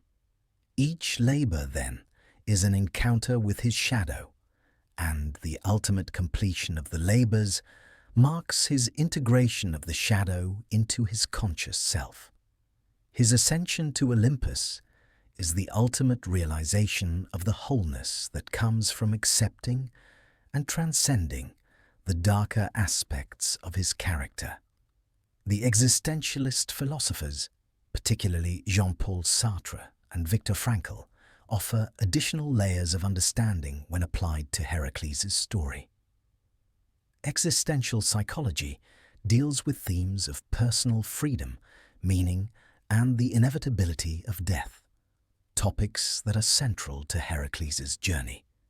In existential terms, the meaning of life is not inherent. Rather, it is something that each individual must create through their actions, choices, and struggles. Heracles' quest for redemption is an existential journey in which he actively creates meaning in his life through his willingness to face his past and take responsibility for his actions. Heracles' decision to undertake the 12 labors can be seen as his response to an absurd universe. His actions are driven by the need to find redemption, to impose meaning on a life that began with tragedy and despair. His relentless pursuit of this meaning, despite the overwhelming challenges he faces, mirrors the existential belief that the search for meaning is a fundamental part of human existence. Moreover, Viktor Frankl's concept of will to meaning and his emphasis on finding purpose in the face of suffering resonates deeply with Heracles' journey. Frankl, a Holocaust survivor and psychiatrist, argued that humans must find purpose even in the most suffering-laden circumstances. Heracles' labors are, in this sense, a metaphor for the human struggle to find meaning in the face of hardship and adversity. Through his suffering and eventual redemption, Heracles embodies Frankl's idea that it is our response to suffering that defines us, and that meaning can be found even in the darkest of circumstances.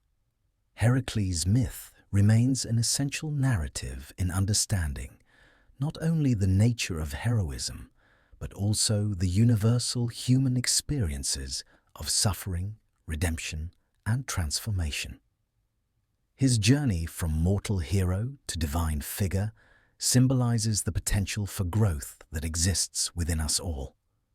By confronting his flaws, overcoming immense external challenges, and ultimately seeking atonement for his past, Heracles demonstrates the power of human will and the capacity for change. His myth continues to resonate today, not just in popular culture, but in the fields of psychology and philosophy, where it serves as a model of strength, resilience, and the relentless pursuit of meaning. The psychological and philosophical relevance of Heracles today highlights the enduring power of myth to explain, illuminate, and inspire. His story speaks to the challenges we all face, whether external or internal, and reminds us that through struggle and perseverance, we can transcend our limitations and achieve something greater than ourselves. The figure of Heracles continues to inspire, reminding us that true heroism lies not in the absence of suffering, but in the strength to overcome it. Heracles, the legendary Greek hero who overcame insurmountable odds and achieved immortality, has left a profound and enduring influence on global mythologies and cultures. His tale transcends the boundaries of Greek mythology and resonates with cultures around the world, influencing stories of heroism, strength, and transformation in diverse traditions. Heracles' archetype, the hero who rises from suffering and challenges, who embodies physical strength, resilience, and the capacity for redemption, has been adopted, adapted, and reinterpreted in countless cultures, each adding their own unique spin to his timeless story. The myth of Heracles aligns closely with the archetype of the hero found across cultures. In its most fundamental sense, the hero's journey is one of transformation. The hero starts in the ordinary world, is called to adventure, faces trials, and is ultimately transformed, either by overcoming external obstacles or by reconciling inner conflicts. Heracles follows this pattern closely, making him an enduring archetype for heroes across different myths and stories. In many ways, Heracles' journey serves as the prototypical example of the hero's journey, a concept famously articulated by mythologist Joseph Campbell. Campbell's analysis of myth reveals a common structure that underpins many heroic tales, and Heracles' narrative fits this structure perfectly. He is summoned to action, he faces numerous trials, the labors. He suffers deeply, and he ultimately transcends his mortal nature to achieve divine status. His journey is marked by perseverance, moral struggle, personal growth, and the ultimate triumph over adversity, traits that resonate across cultures. Heracles' journey of transformation, suffering, and redemption has been mirrored in the stories of other cultures' legendary heroes. These heroes, like Heracles, often face immense challenges that require them to undergo a process of personal growth, battle inner demons, and ultimately rise to greatness. Whether it is the Hindu deity Krishna, the Norse god Thor, or the Mesopotamian hero Gilgamesh, these figures share similarities with Heracles, particularly in their ability to overcome great personal and external trials. Heracles' influence did not stop at Greek culture. It also significantly impacted Roman mythology, where he was adopted and known as Hercules. The Romans, who deeply admired Greek culture and mythology, embraced Hercules as their own cultural hero. However, the Roman depiction of Hercules shifted in some ways to align more with Roman ideals of strength and military prowess. Hercules was celebrated as the protector of Rome and a symbol of Roman values such as discipline, valor, and endurance. His labors, which had been associated with the Greek concept of atonement and redemption, were reinterpreted in Roman culture to emphasize his role in defending Rome from external threats and his embodiment of Roman virtues. The Romans often viewed Hercules not just as a mythical figure, but as an embodiment of the Roman ideal of virtues, strength, bravery, and the capacity to endure hardships. Roman art and literature frequently depicted Hercules as a muscular and heroic figure, often in combat or engaged in feats of strength. His image appeared on coins, sculptures, and public monuments, reminding the citizens of Rome of their cultural heritage and the values that Heracles or Hercules represented. His divine status in Roman culture was elevated, often making him a deity of the frontier and a protector of Roman soldiers, further cementing his place as a symbol of power and victory. The influence of Heracles was not limited to the West. His myth, like many ancient Greek tales, spread eastward through trade, conquest, and cultural exchange. In the Middle East and Central Asia, his story became interwoven with the myths of other cultures, where his identity was often blended with other legendary figures. In Persian mythology, Heracles was often conflated with the figure of Rostam, a legendary Persian hero known for his strength, wisdom, and warrior spirit. Rostam's adventures bear a striking resemblance to the labors of Heracles, as both heroes must overcome monsters, face dire challenges, and prove their worth. Rostam's story, like Heracles, also involves themes of fate, duty, and the battle between good and evil. The Persian tale of Rostam, in many ways, mirrors the structure of Heracles' story, making him a counterpart to the Greek hero in Iranian mythology. In India, the influence of Heracles is seen in the figure of Bhima, one of the Pandava brothers in the Indian epic Mahabharata. Bhima is renowned for his immense strength and courage, much like Heracles, and he too faces a series of trials and challenges throughout his life. Bhima's character draws from the same heroic archetype as Heracles, representing the values of bravery, resilience, and the ability to triumph over great obstacles. His feats of strength and battle against demons, giants, and adversarial kings place him as a prominent hero in Indian mythology, paralleling Heracles' own status in Greek lore.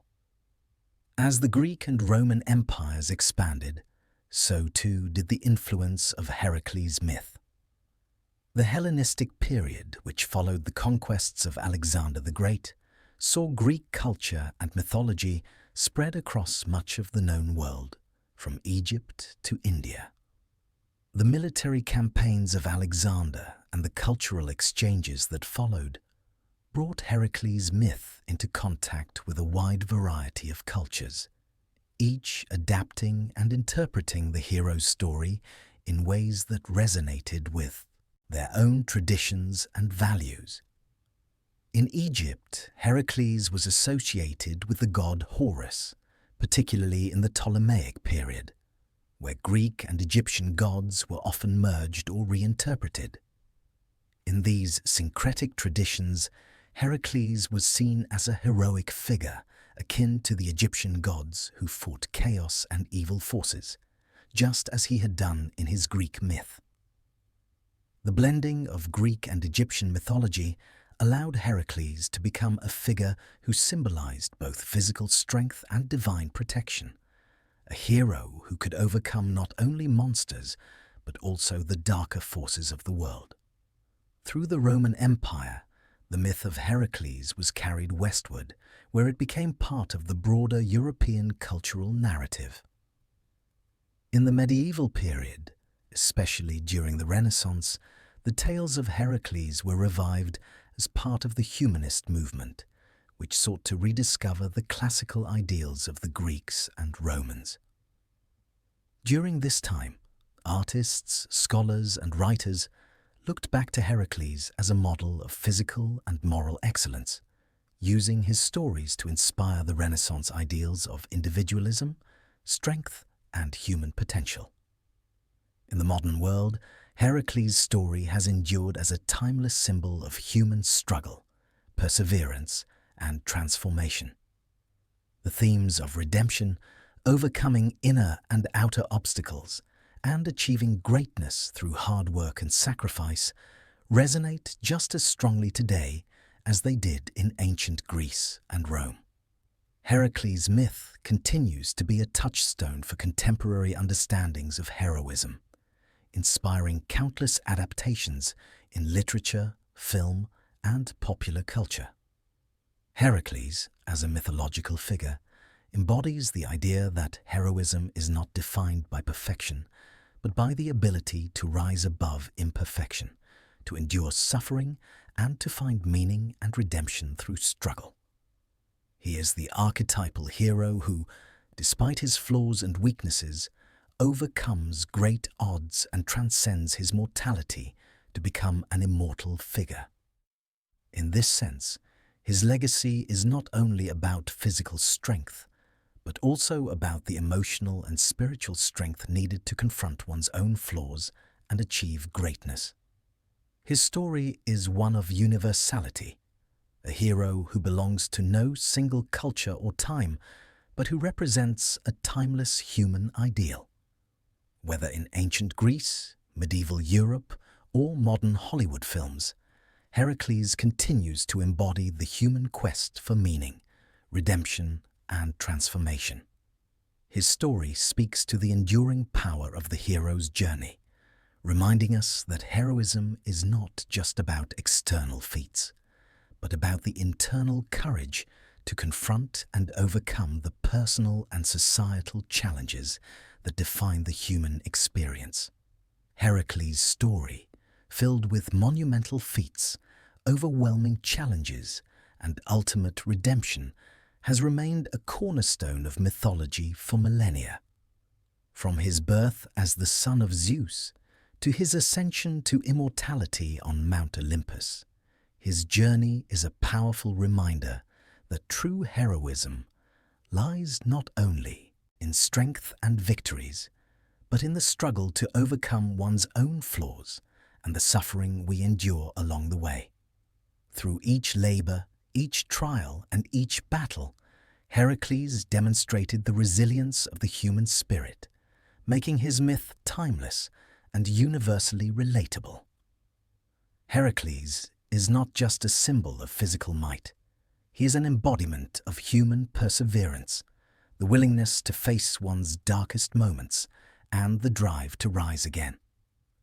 His story transcends cultures and time periods, continuing to inspire and challenge us to confront our own obstacles and strive for personal growth and redemption. Even as the world changes, the myth of Heracles remains relevant, a testament to the strength within all of us to overcome adversity, seek redemption, and ultimately transform our struggles into triumphs. So, whether you're a hero in your own right, or simply someone seeking inspiration in the face of life's challenges, Heracles' journey stands as an enduring beacon of hope, strength, and the possibility of redemption.